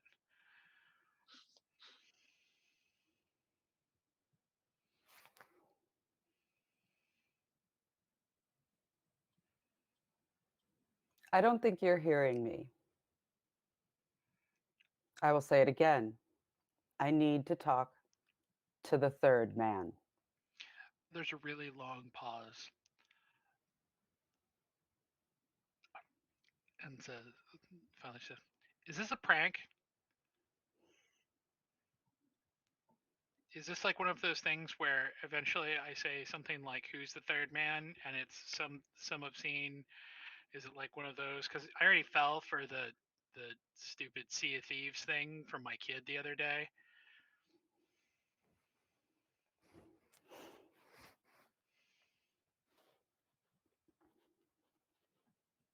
This might be above your pay grade, but I need to talk to the third man.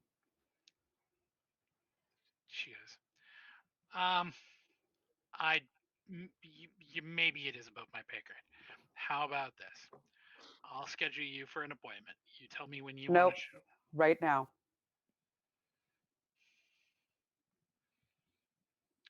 She goes, I don't know what to tell you, ma'am. I've been working here for 10 years. There's always been Fairchild and Haddonfield. There's never been a third person who's worked here. We don't even have any associates. What was the name of the firm? Fairchild Haddonfield LLC. No, I'm asking this meta. Oh, Fairchild and Haddonfield.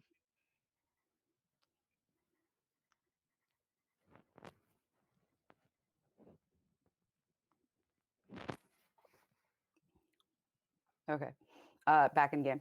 All I'm going to say is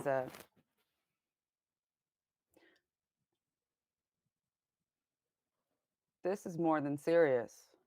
I need to talk to the third man.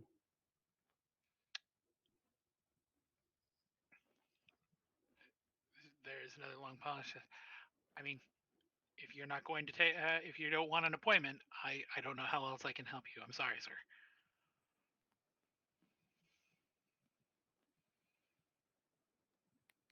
And the phone goes dead.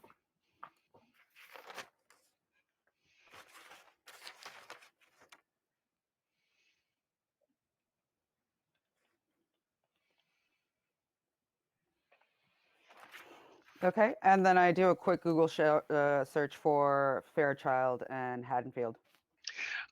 The address for the building is just north of Center City. It is a fairly nondescript office building. There are no pictures of either Mr. Fairchild or Mr. Haddonfield.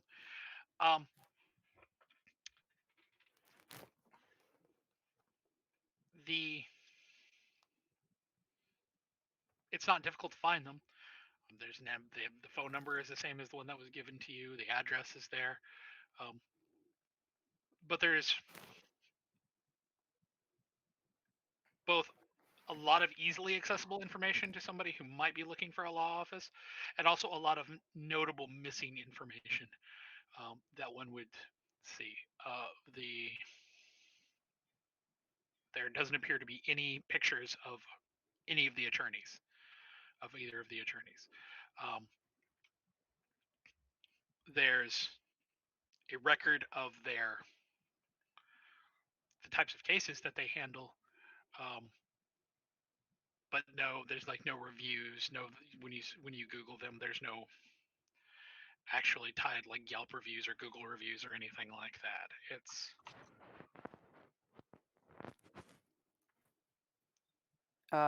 What kind of cases? they seem to handle a variety of different cases.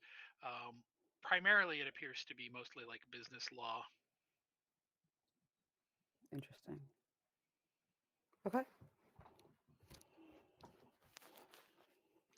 I should say business law and estate law. Ooh.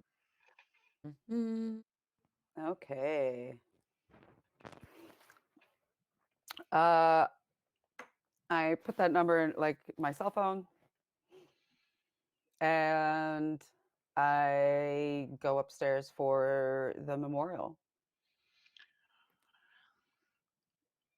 So, with with the body laid out, basically everyone from all of the kindred from the apartments are there.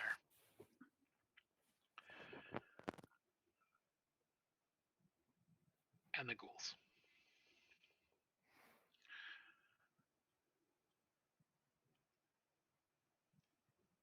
Does anyone have something that they want to say?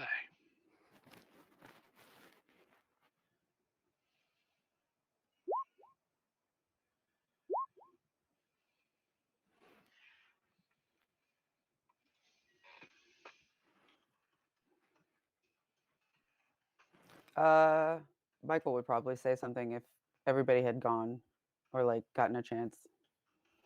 And be like something along the lines of, she was one of the newest members of the family, but she was family immediately and nonetheless.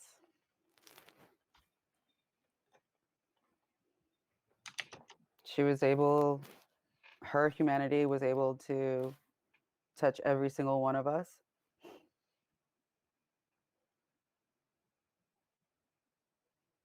And it's a shame to have lost someone so young and so lovely so soon. Blessed be our memories.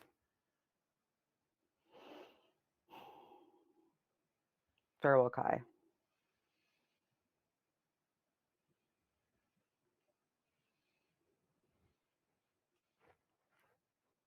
Does anyone else have something they want to say about the fallen?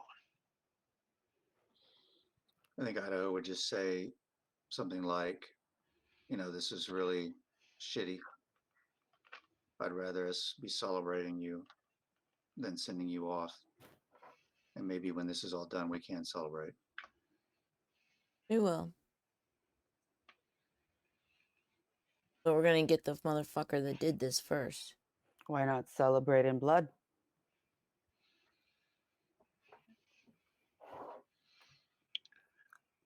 So I guess like once the ghouls have had like, and everybody else has had their moment to like say goodbye, I'm gonna say we should head over to the address that Carmine gave us. It takes a minute for everyone to say their last farewells.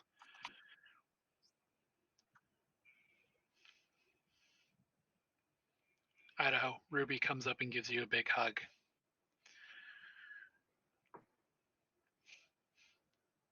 She and Lane squeeze your hand, Michael, before pulling you into a hug. Alice. And both of them start crying.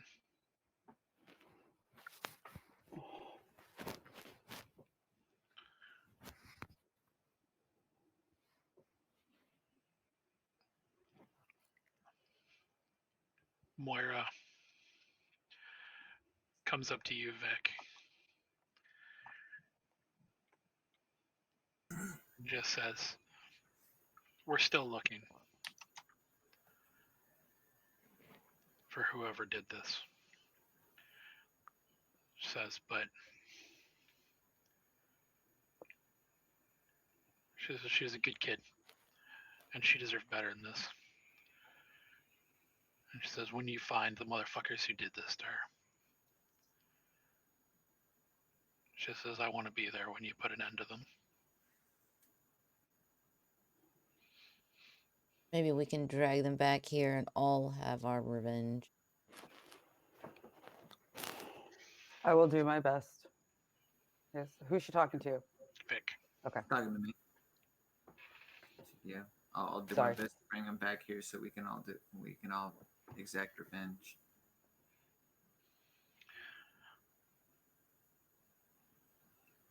People trail off.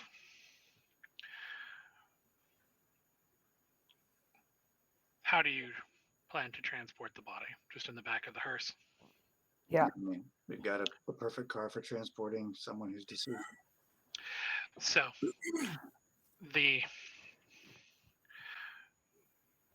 given that you don't know what's about to happen.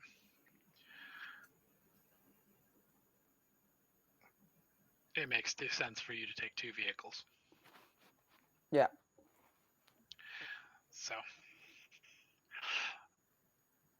the drive to the address is quiet. When you get there, it is a funeral home. It is not the one that was originally requested. It is a completely different one. As you drive by the front, there are a multitude of cars that are outside. There is a huge throng of people. Just looking here, you might mistake it for an actual funeral, that there are people who are saying goodbye to maybe their loved one. Except for those of you with Bloodhound, the fetid stench is almost overpowering. And the number of people whose complexions are perhaps a little too white far outnumbers those who obviously have blood still pumping in their veins. As you head around the back, there is a familiar to at least 3 of you, very dour-faced woman with an umbrella standing by a gate waiting to let you in. Nora lifts the gate and points down a gravel back road. As you drive, it comes to what looks like a small chapel.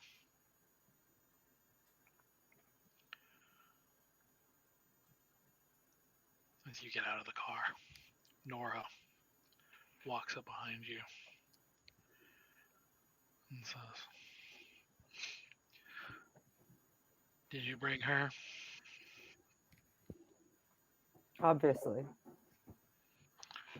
It's all right.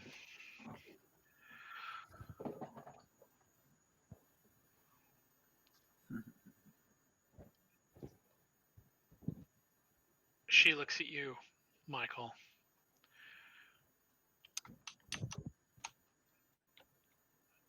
And she says,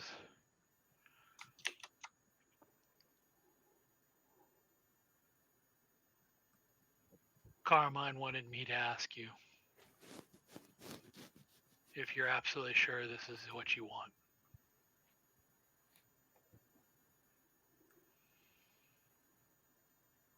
Yes. She nods. And walks through the doors of the chapel, leaving the 4 of you outside to discuss things. Do you want to do anything or say anything before you follow her in? I don't. I'm going to say,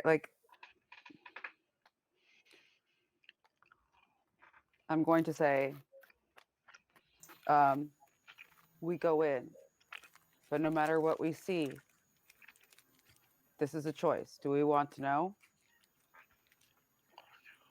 Yes.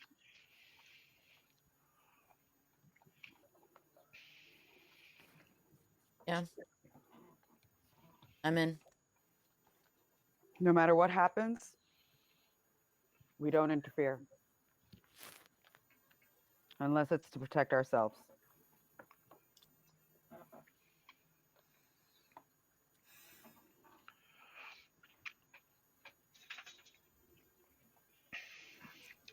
As you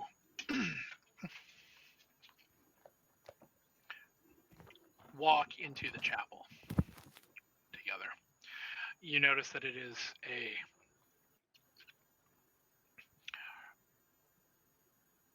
one. There are no religious symbols of any sort anywhere on the Sterile. chapel or inside the chapel. All Uh-oh. the stained glass windows are all just kind of random. At the altar, there doesn't appear to be any sort of books. There's no giant cross. There's no statues. There's nothing. Thank you. As you head up, Nora is standing by the altar and continues behind it. Directly behind the altar is a staircase that curves down and around, going down to a second floor. Are there pews and stuff in the chapel? There are, Oh, but there are no Bibles. right. There's I no- just was wondering about like if it was like an open gutted chapel with an altar, or if there was like actual like chapelness to it. It's a chapel. As you walk down the stairs behind the altar,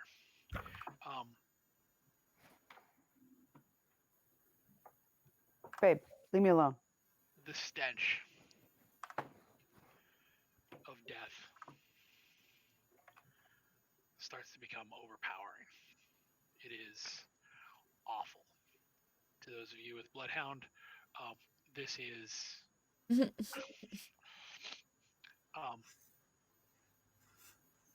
this is just a short of basically sticking your nose into a freshly opened casket with a rotted body in it. Oof. Even for those without Bloodhound, this is hard. When you get to the bottom of the stairs, there's a short passageway,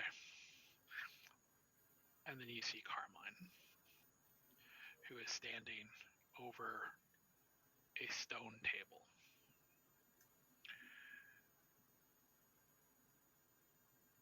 On the walls are jars. Some of the things that are in the jars are fresh and identifiable. Some of the things are nothing but bones. Some of the things that are in those jars don't look human or like anything else you've ever seen. Thing?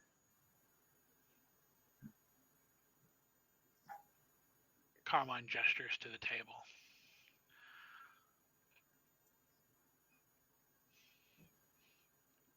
He looks at the four of you and says, "How did they die?"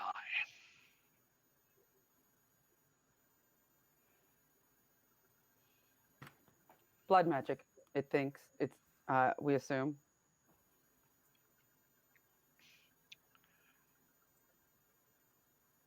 Was it a violent death? Pixie. I mean, Al. It would appear to be. There was signs of struggle. There was blood everywhere. Well, not. Body was cut into several pieces. Yeah. Oh, was it? Shit. Hmm? No, the body wasn't cut up. It was just that there It was was like, just dried. Like, could she just yeah, she drain was dry? like a raisin. Yeah. So like, honestly, diablerie.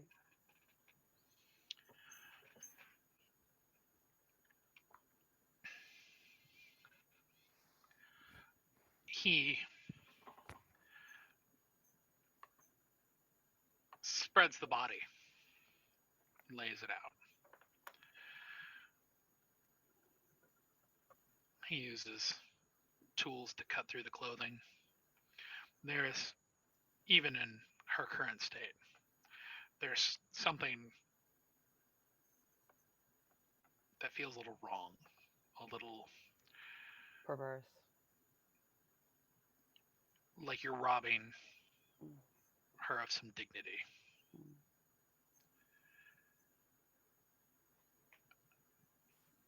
But as you watch him, Carmine's movements are with the swiftness and surety of somebody who has done this a lot.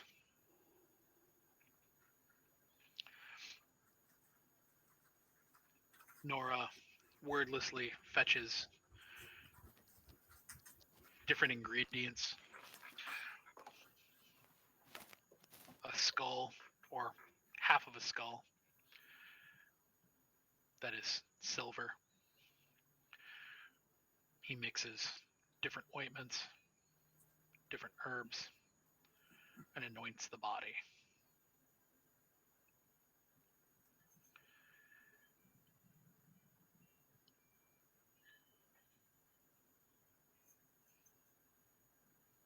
He looks up one final time.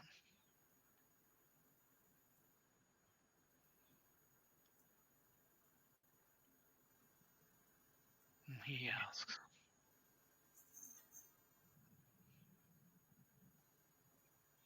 "Are you sure that this is what you want?" Out of game, would I have any idea of what this might be?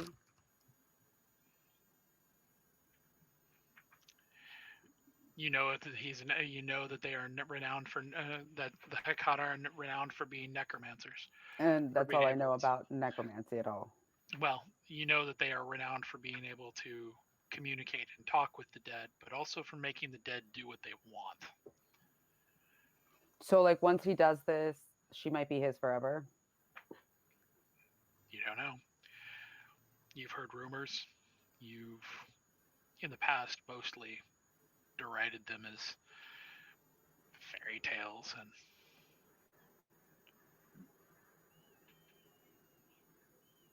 Unless we throw in the caveat that he can't, Okay, because this is just so weird to me, and I'm assuming so weird to Idaho too. I'm just gonna say, why do people keep asking us that? he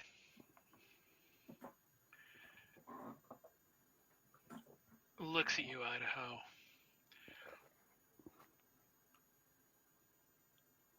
and says,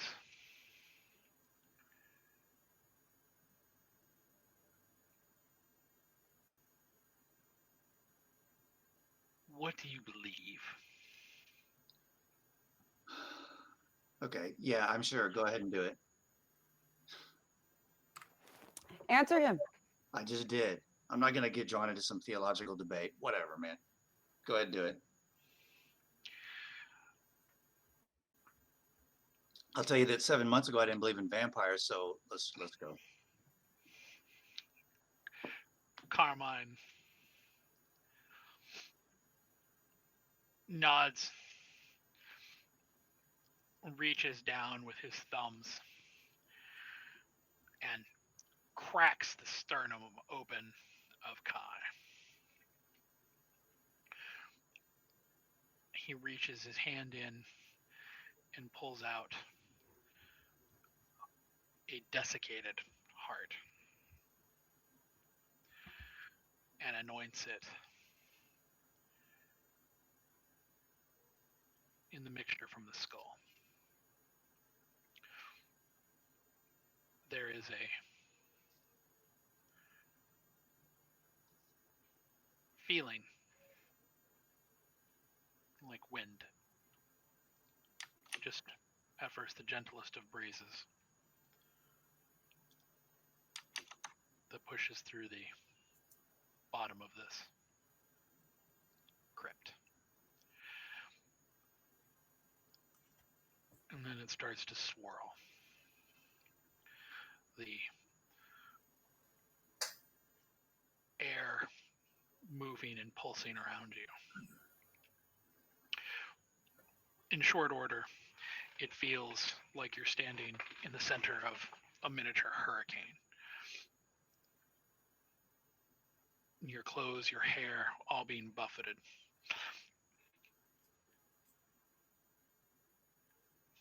And from the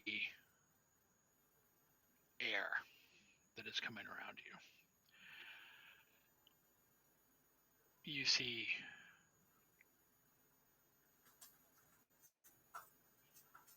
fragments of a shadow.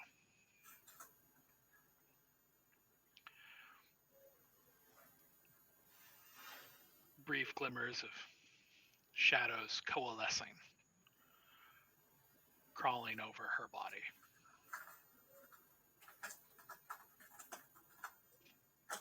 They crawl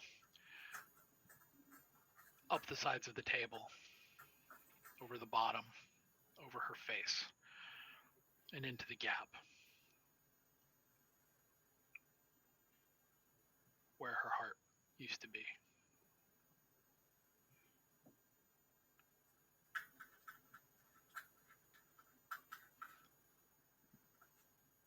And then a gasp, a cough, and Kai sits up on the table.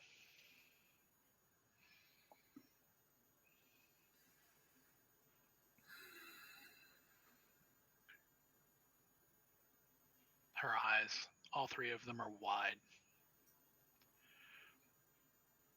milky. Her face is in contorted mask of panic and fear.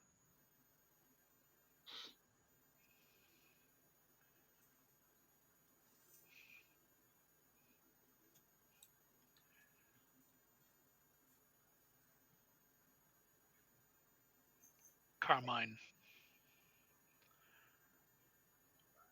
looks at each of you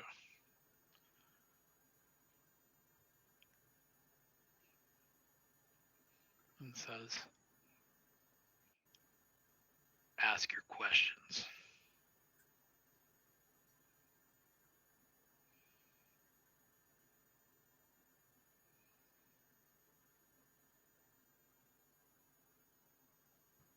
Forgive us, Kai. We need to know. Did you see who did this to you?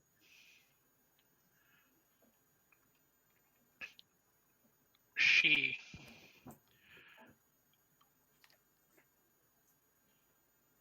looks in your direction, Michael, but it's really quickly apparent that her eyesight is non-existent.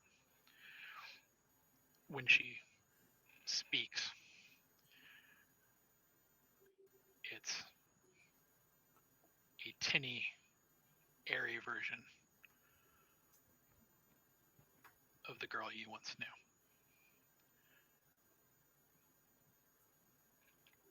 She said, thought I was free. Thought I was rescued.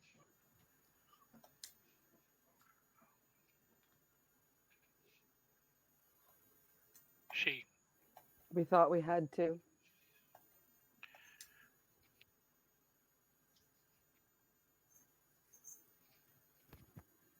She looks around, and she trembles.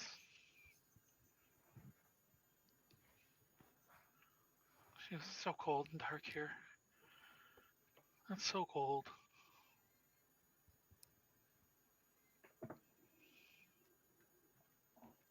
Kai, did you see who did this? Do you know who did this? Who took you away from us?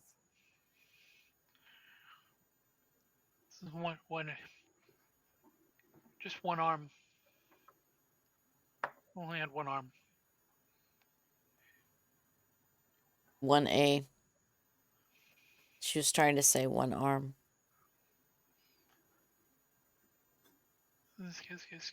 Escaped from him the first time. Couldn't run again. Was this who When you was were the first time? running from when I found you? When when I was rescued. Was this who you were running from when I found you? It's so cold. It's so lonely here. So,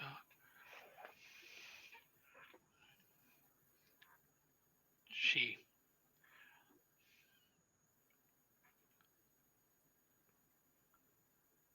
kind of Who did you jerks her head escape around. for?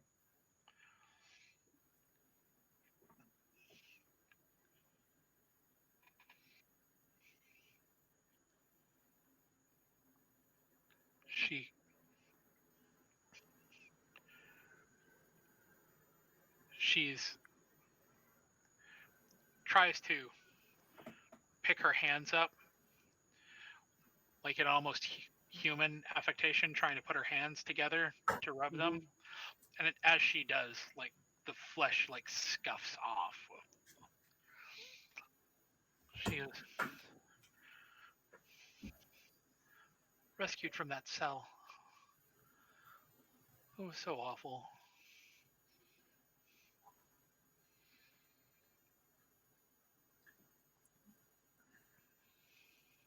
Was he the one who put you in the cell, Kai? I'm out of game. I'm wondering if she's referring to the guy that she was in the cell with. Yeah, me too. Because when we broke her out, he tried to come after her, and I closed the door on his arm. Yeah, and it cut one of his arms off. Yep, that's right. Tucker came from revenge. But I didn't want to say anything because I don't remember if I was there when that happened. No, it was me and Al that were escaping. But when I rescued her, I remember closing the door on his arm, and it cut one of his arms off. So just going back, I'm thinking it was the guy that was in the cell with her. At this point, I think Michael would, I guess, like approach her and try and put his like hands on her shoulders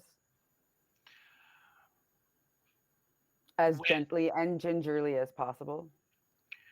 When you put your hands on the corpse's shoulders,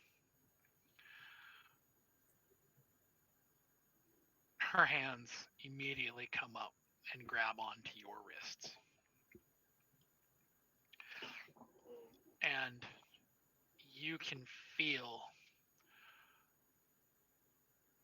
the warmth in your body starting to drain away, Michael.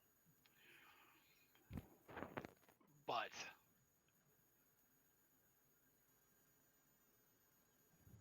when you go to pull away, you look into Kai's now milky, dead eyes. And all you can remember is the way that they used to look.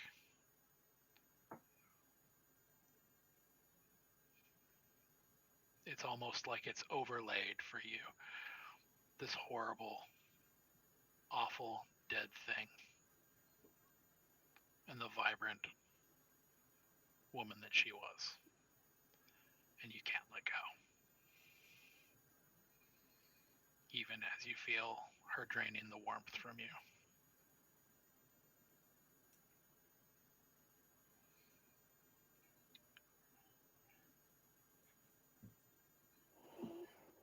Alice, you notice when Michael starts to shiver and tremble that something is amiss. Can I tell that Michael is trying to let go or is Michael caught in the moment? Michael obviously has no intention of letting go. I'm kind of like frozen / spellbound, I assume. This is your compulsion.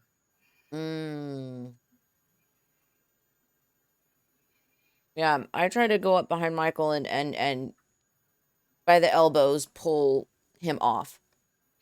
So you are going to attempt to physically move Michael. Michael, you have no intention of moving. You are frozen in the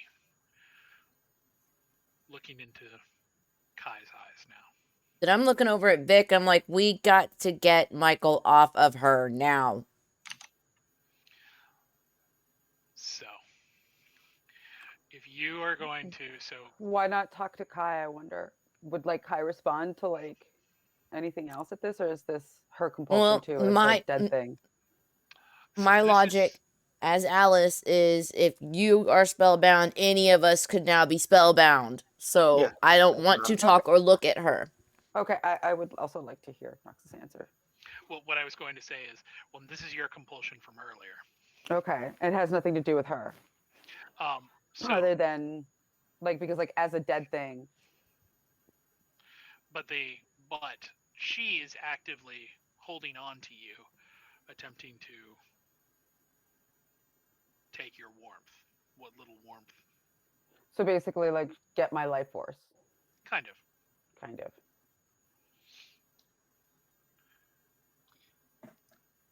And Carmine has done nothing.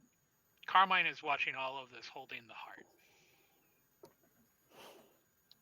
And I wouldn't have been able to say anything more to her, like, please tell us everything you saw. I mean, you can continue to talk to her. You just can't look away from her eyes. Okay.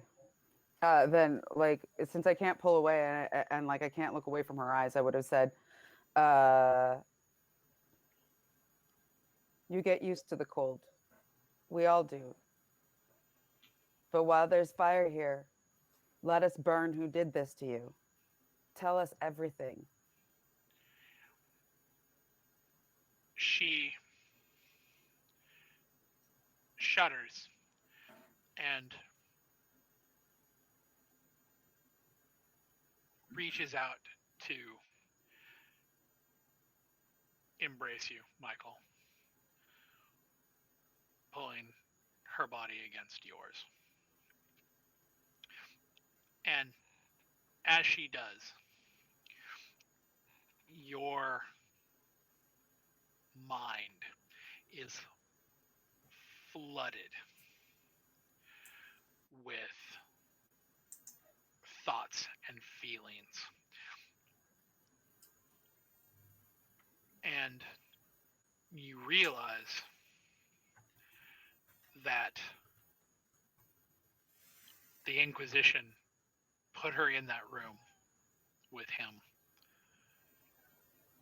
as another way to torture her because they knew that she was afraid of him. And they would only give her the blood bags, forcing him to feed on her.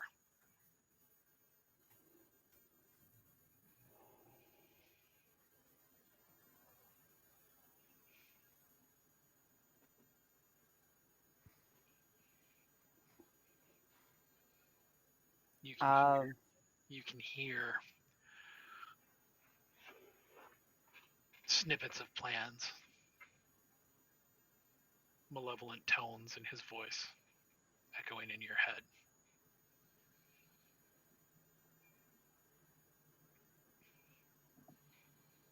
What was he saying? You can't make it out. But the feeling was that even if she ever escaped from this cell, that he would put her in another cell forever. Okay. There are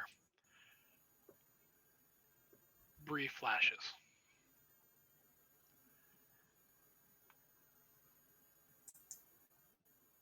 of your face, of Al's face, Victor's, and Idaho's, of Ruby's, like sunspots in the dark.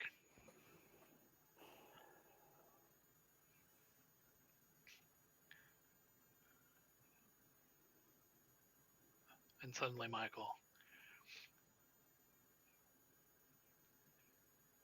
aside from the cold, you feel very, very hungry.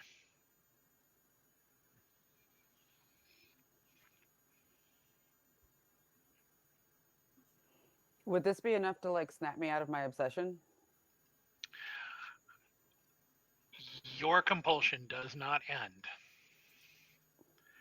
until I'm going to read this exactly to you for now and for future reference. The kindred becomes temporarily obsessed with a singular thing, able to think of nothing else. Pick a feature, a person, a song, artwork, a blood splatter, a sunrise, a corpse. Enraptured, the vampire can hardly take their attention from it, and if spoken to, will only talk about that subject. Any other actions receive a 2 dice penalty. The compulsion lasts until they can no longer perceive the object. Okay.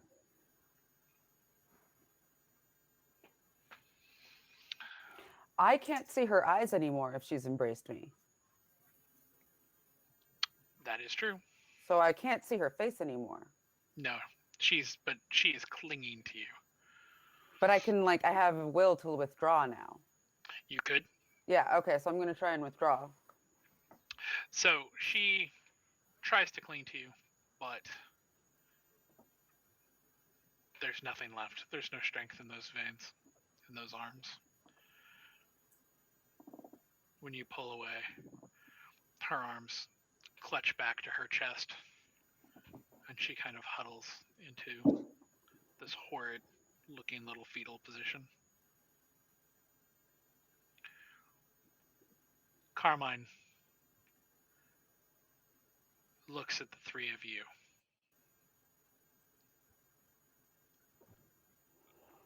And says, "Have you had enough?"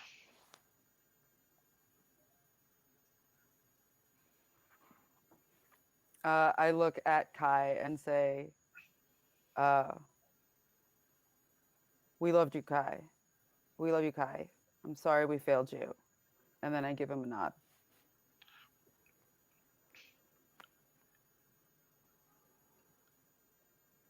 Idaho. Carmine takes your hand and puts the heart in it.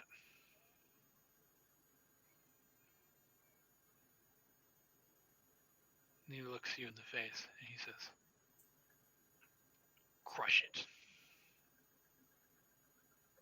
Okay. So Idaho does. As you squeeze down on it at first, it almost feels like a living heart. The same muscle, the same weight.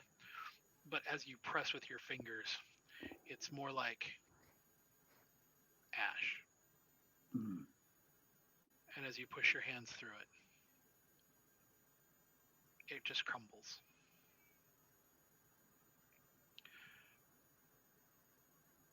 There is a soft whimper from Kai. And then her corpse falls to the ground. Just a corpse again.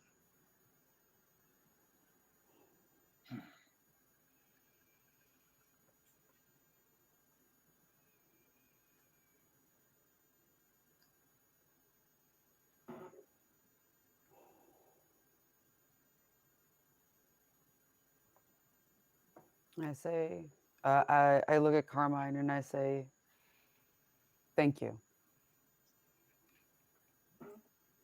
He nods briefly and says, "Shall we dispose of the body?"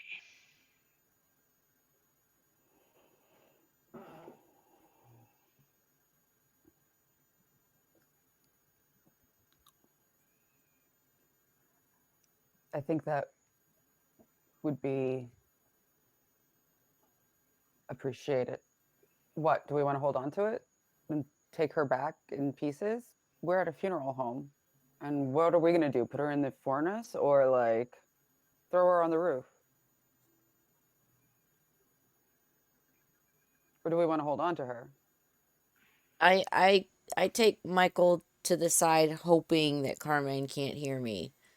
And I'm just saying, do you really trust just leaving a body to a necromancer to do as he wishes? Especially our Kai. Would you not rather us dispose of her body on our own, knowing we can give her rest? To be fair, I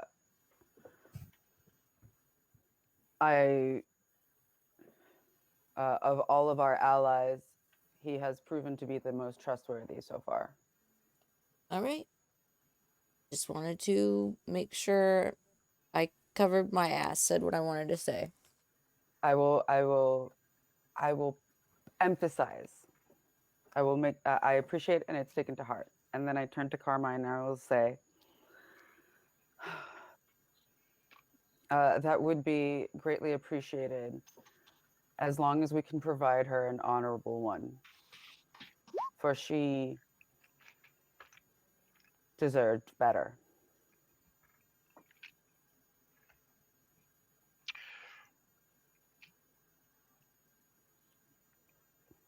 Carmine. Or just no, like, as long that would be very welcomed and appreciated.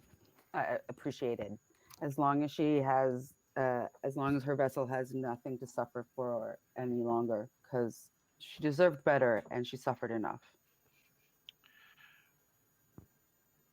Yep, yep. Carmine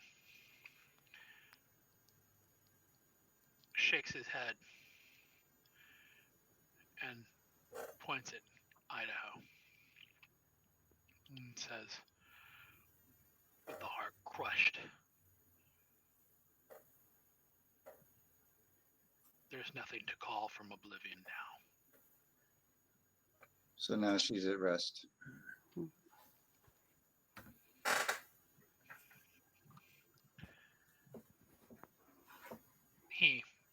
And I say, thank you, my friend. He nods, and Nora and he gather up the body and place the remains in what looks like a large kind of canopic urn. You've seen the type before, but this one, as he places her body into it, he seals with wax the top of it and sets it to the side and says, no one will find her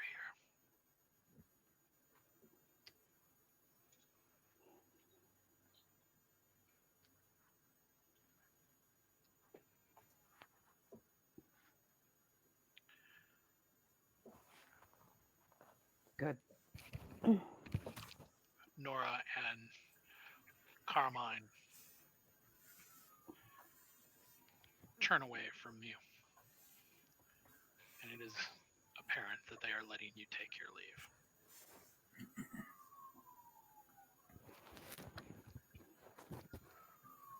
And then we do. Where do you go now? Well, When we get to the car, I'm going to call that number again and say the same thing, because it's like, what time now? Like, now that we've like done all of this, I'd say it's like about 10. Oh no, it's like 2 or 3. Oh, perfect. Calling that number, definitely.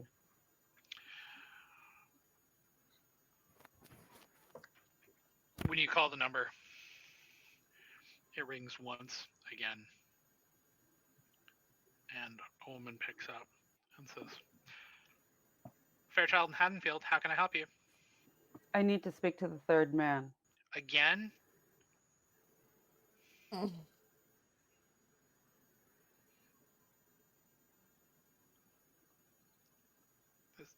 Put one of your bosses on the phone. I need to speak to the third man. Here, how about this? I'll make an appointment for you. You can show up.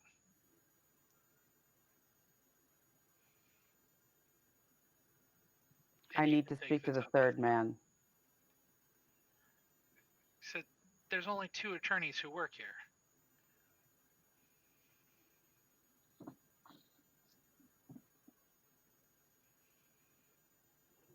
So you're in the office currently.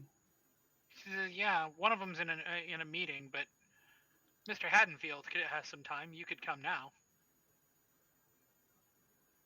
I hang up. What if they are the third man? So just quick out of game thing here. Basically, Idaho is kind of clueless as to what just happened when we were in the church area Okay. because he has no idea who the one-armed guy is. So maybe Vic and Al picked up on that. And No, I would explain that. I'm sorry. When I went out, I would have tried to explain that. Well, Okay, that so and didn't we have what we thought was going to be a run-in with him at one point, and we avoided him, but we saw him, didn't we? I think it was still in the same scene, like when we were coming out of we were still escaping the prison. Oh, okay. If I remember correctly, I may be misremembering. Storyteller can. But Yeah, I actually went back. That was in session 21. Mm-hmm. Was where you de-armed the dude.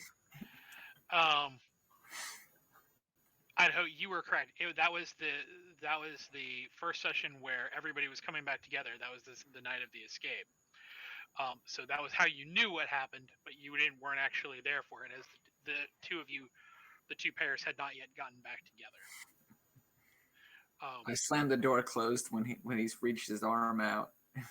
yeah, so I'm gonna say, what the hell just happened in there? What do we know? Because, and I know, but basically, and that whole interchange happened with Michael in Michael's head. So right now, I feel like Idaho is the most in the dark on what the hell just happened. We just woke her up and crushed her heart for what? That interchange didn't happen in my head. It didn't. Mhm. The feeling did. A lot. So the questions that you asked would not have been in your head, but all of the feelings and the thoughts and what Yeah. you saw, that all happened in your head. Yeah. So you guys basically saw the gist of it, and once we're in the car, we'd be like sharing things, and I'd be like, Okay, I just filling want everything in. Once I figured out who the one-armed man was, I would have include you guys in. Okay, so and be like that. I think that's the guy that was in the cell with her when we all escaped. I cut one of his arms off. right. Well, I guess we'll have to find him. Okay.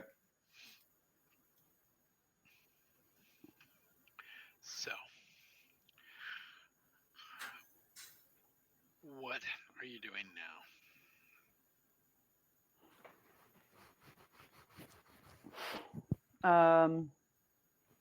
Sorry, I'm swimming in cat hair over here.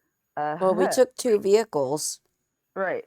so I take it So you're that's- heading to meet your attorney friend. Yeah, I think. Did you finally get an answer? No. So that's what I was like gonna ask. Like we have 2 cars. Do we want to drop off the hearse and regroup and then go back out, or do we want to split up?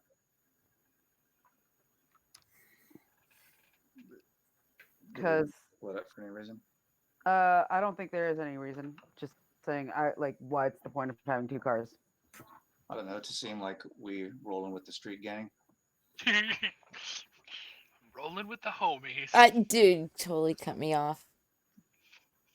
Are we You close call to the- Slade, and you'd have a homie. Oh, he is. Are you kidding? He is my homie. Where is how far did we go to get to this funeral home? So this funeral home is a little bit south of Noel's row house. Okay. So it is not an impossibly difficult way. You could either head back to the beacon and drop the cars off. You guys could take both cars and drive to the address. Yeah, but it's not like, because the address is just north of Center City. Right, in Cam territory. Well, what do you think? Should we drop off the car or just truck 2 cars over there? It's not a big deal to caravan, is it? In Cam territory. Having 2 cars might be useful. Just saying. Might be. All right, let's head over. So, At this point, Alice is going to take a moment and call Ruby and check in with everyone over there. They are. When Ruby picks up, she's still sniffly. She sounds happy to hear your voice. She wants to know. She immediately is bombarding you with questions, wanting to know what happened. What did you find out? What happened to the body? What did he do with it?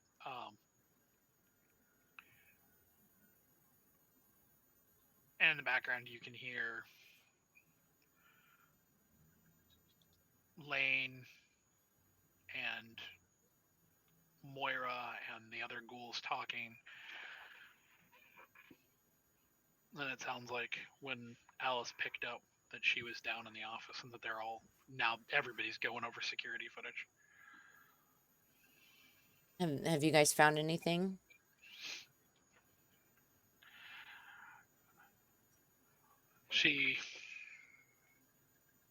Ruby basically is like,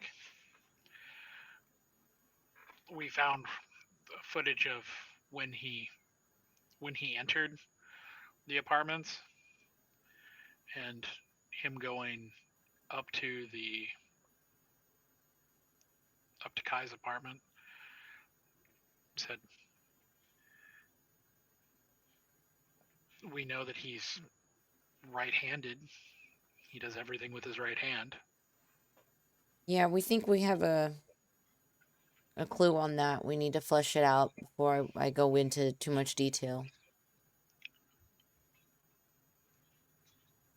But you guys are safe? I mean, is the We have a bar lead. too busy?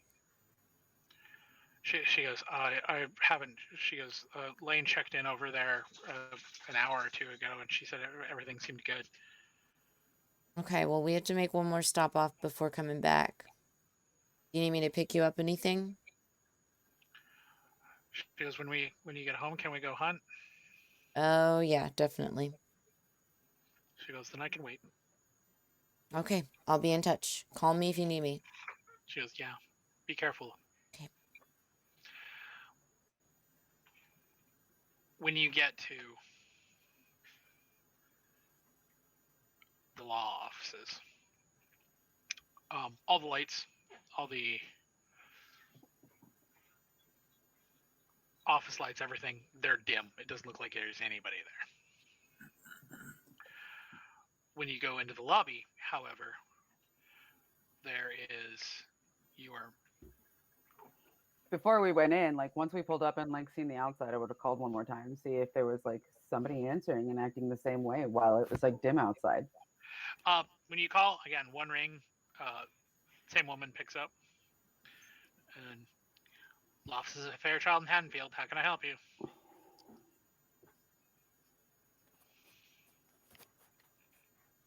I need to speak to the third man.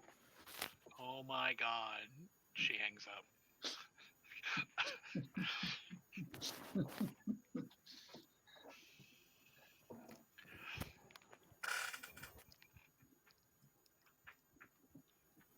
So, you guys are heading in?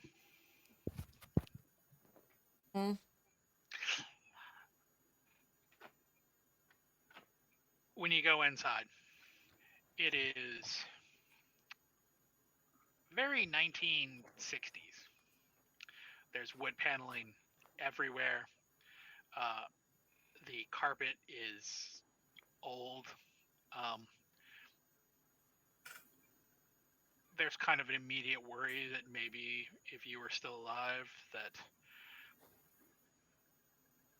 maybe there's still asbestos lining in the carpet. All of the furniture is matching the same color as the wall paneling.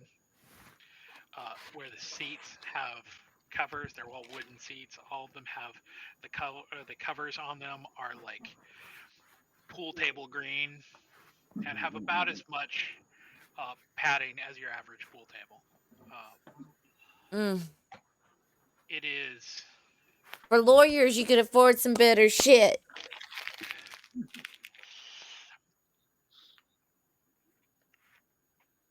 Does it smell like vampires? You definitely smell kindred here. I'll share that with the Can he? The Can you tell? non-tokens. Can you guys tell how many? Without actually having more information, as you're literally just in the lobby, there's no way to determine that. Word. That's all I was wondering. Let's keep going. As you walk, now that you're in the lobby, it is very, very quaint. It has like, shall we say, like a pawn shop desk, where it's glass plated. There's a door that you need to be let in before you get in. Very much kind of like a bail bonds kind of situation. With Such a lawyers. with a woman sitting behind the counter. When you guys walk in, she's, law offices of Haddonfield and Fairchild. How can I help you? You can't. She goes, okay. Are you in that much trouble?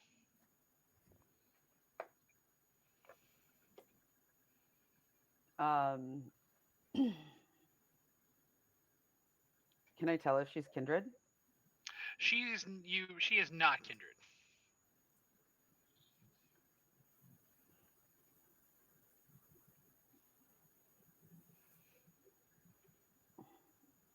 Go. Can we tell? Can we tell ghouls by scent? No. No. They just smell like human. Okay.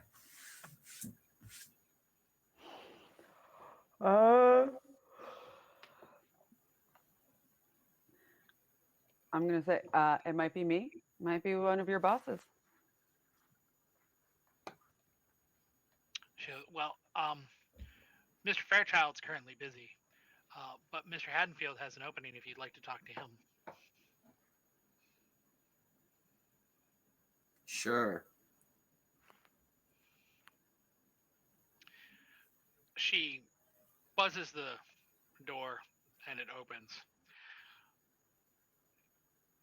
Through the doorway, you can see kind of a narrow hallway. Again, more wood paneling.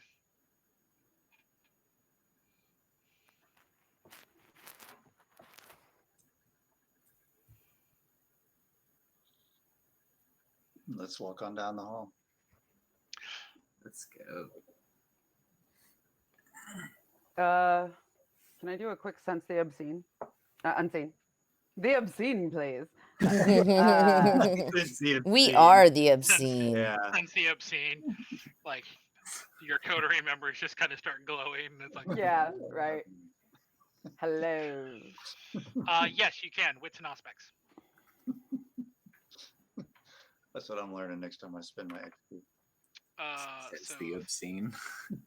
3, 1. So 1 and 3. Yo. So what would have happened with that if you would have walked in with that guy on the stirrups? The sense the obscene.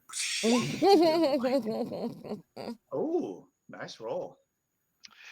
As you look down the hallway, you don't see anything that is out of the ordinary. There's no nos that's hiding down the hallway. There's nothing like that. But there is something about the hallway itself that doesn't sit right with you. There's something about the hallway that is not normal. Something is missing, or something extra is there. Do I sense a trap? It doesn't feel like a trap. It feels like something that your subconscious is catching on, but your mind is not seeing.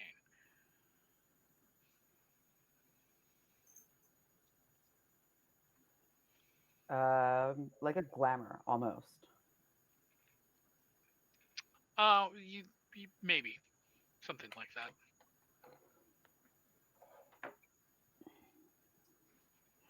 Do I know like and it's just like it has to do with the hallway. There's not like something in the hallway, but it's like an edit to the hallway. That's Okay. Let's say your brain is seeing something that your eyes are not. Got it.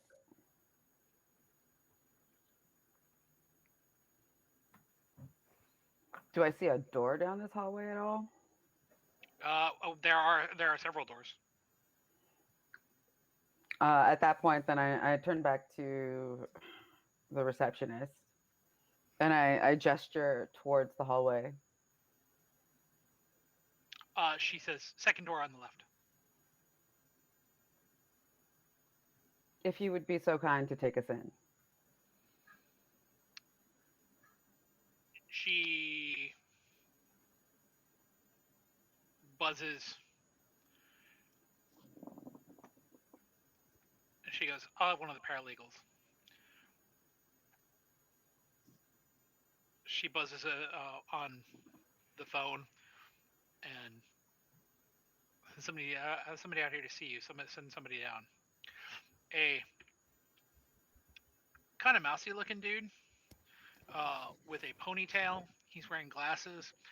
He's got a ponytail, kind of a short ponytail. He's on the verge of beginning to bald. Comes out. He's wearing like a sweater vest, tie, very professional, but like in the 60s professional. Comes out, walks down the hall, and says, I can take you to Mr. Haddonfield's office. What does he smell like? It smells like human. Human. Okay. And this is like 2:00 in the morning. Mhm. And the lights are still dim on the inside and everything? Well, now that you're in the actual office in the lobby, the lights are all on. Oh, okay. So the office after the lobby has no windows. It's like an inner part. Yeah, it's separate. Okay. Follow the paralegal. He takes you back to the second door on the left. When he opens it, the inside of the office is posh in the same way that the hallway and the lobby are posh. More money spent here, definitely. The desk is nicer. The books all on the shelves.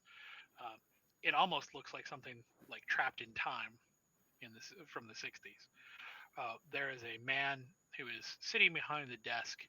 He is large, not rotund. His shoulders are very broad. The chair is very wide. He looks like maybe in another life he was a wrestler, maybe a football player, something like that. His hair is really, really close cropped to his skull. It's almost white. He's got lines on his face, but he is definitely kindred. He just looks like maybe a kindred that was turned like in his late 40s. He stands up behind the desk, extends a giant mitt, and goes, Francis Haddonfield, how can I help you?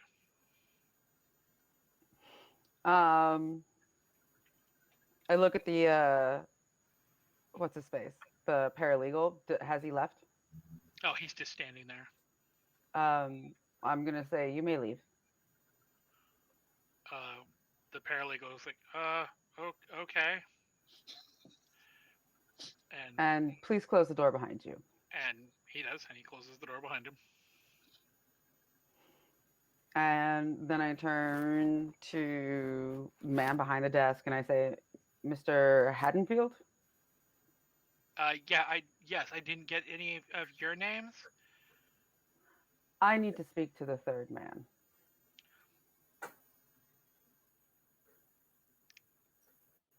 He sits down. He says, I'm sure I can help you. What can our offices do for you? Are you in some sort of trouble? Is there something that we can possibly, is it like an estate issue that we need to solve for you? What's going on? I need to speak to the third man. That is what I need. He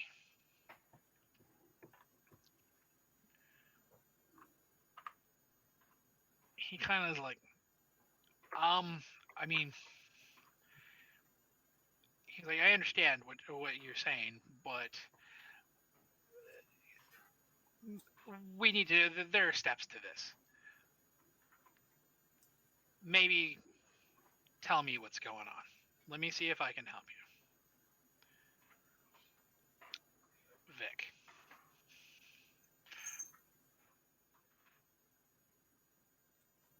Something about this whole situation Thanks. sets you on edge. There is something about this guy. Maybe it's all the time you spent in New York listening to mob lawyers go back and forth. Maybe it's something from when you were a kid. This guy sets you off.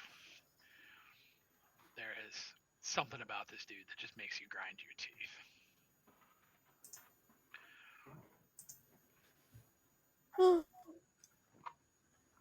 Your compulsion has set in.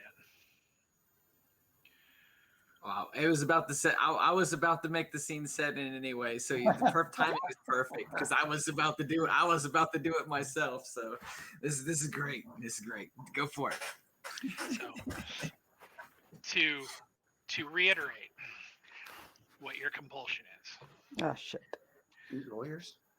The vampire takes a stand against whatever or whomever they see as the status quo in the situation, whether that's a leader, a viewpoint expressed by a potential vessel, or just the task they're supposed to do at the moment. Until they have gone against orders and expectations, perceived or real, you receive -2 dice bowl to all rules. The compulsion ends once they have managed to make someone change their minds by force if necessary, or done the opposite of what was expected of them. Mm-hmm. Use it. Well, no one expects you to hug them, so. Who's the fucking third man? Now I'm about to lunge. I'm about to lunge and grab his ass. Oh, fuck. Do it. We're doing it.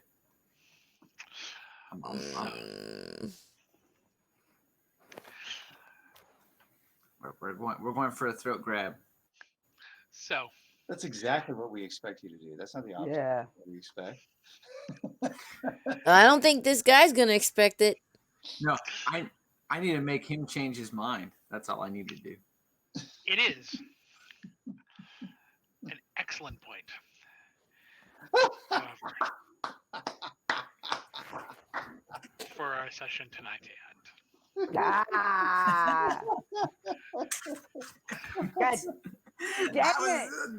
I was getting ready to roll. I was like, come on, guys, let's just end the night. Ah. Like, all right, I'm about to roll. We haven't even gone hunting, so come on. So hungry. We knew it was gonna be a little bit. We're all Oh, so yeah. hungry, especially this one. I It has been know. driving me absolutely crazy. Do we all just feed our animals around 8? Is that the thing? No, I don't. Well, it's also the She time has change. food. and time it's now change. 10. Yeah. Yeah, She it's has now food. it's But little Miss Princess Butt over here will not eat it until I go to see her go to the bowls and eat. that's yeah. like our kittens. They won't eat. Well, we put all the wet food. We have 4 wet food bowls, one for each cat, and we put them all out. And they won't eat until all the cats go away, and we come back and combine all of the wet food Leftovers. bowls into one bowl. All the leftovers into one bowl, and then they'll come out and they'll eat it. But after they don't eat it. They'll eat like about a third of it, and then they look at you, and then they're like, "No," and they walk away. Yeah, I wish. And then No you got to matter get the what other I'm 2 doing. bowls and scrape it in there, and then out of nowhere they both show up like, "Oh, there's more." Oh, thank you. Like, no, bitch, you had that. Just eat it. Yeah, Making me no, take 12 extra steps. she's Next hungry. week's The gonna start food good. is there. It's available to her at all times, but will Mhm. not eat it until I walk her down to the bowl and watch her go to the bowl. what was your question, Idaho? Can animals be made into ghouls? Yes. Mm. That is actually something that is under your under your purview, although I don't know if you took that particular skill. What you are looking for is on. Let me get you that page number real quick. So there's two different ways to do it. One, you can do make animals into ghouls just like any other thing you make into a ghoul. Some basic rules. They'll be loyal to you. You have to continually feed them. The other way for you is on 245. It's level 1. Bond Famulus. When blood bonding an animal, the vampire can make it a Famulus, forming a mental link with it and facilitating the use of other animalism powers. While this power alone does not allow two-way communication with the animal, it will follow simple verbal instructions such as stay or come here. It will attack in defense of itself and its master, but can't be convinced to do something suicidal. But that gets improved. That gets improved with your stuff too. Mm. So yes, can you blood bond animals to make them ghouls? Sure, but it follows the same rules as blood bonding for humans. Yeah, I'm definitely gonna look into that for Idaho. Okay, thanks. Yep. So, with that said, our session, though not the Chronicle, has ended on yet another story point. Another cliffhanger. I know. Well, I want to thank everybody for joining us tonight. We're see you again next Monday. I will hopefully be streaming tomorrow. Cross fingers. And we will get you guys rated over to another great VTM stream. So just stick with us. As always, it's been great gaming with you guys. We've got Knox, our storyteller, Idaho, played by Skot, Victor, played by Zack, and Martha plays Michael. I'm your Alice. And we will see you again all together here, same time next week. Take care, guys. Bye. Adios.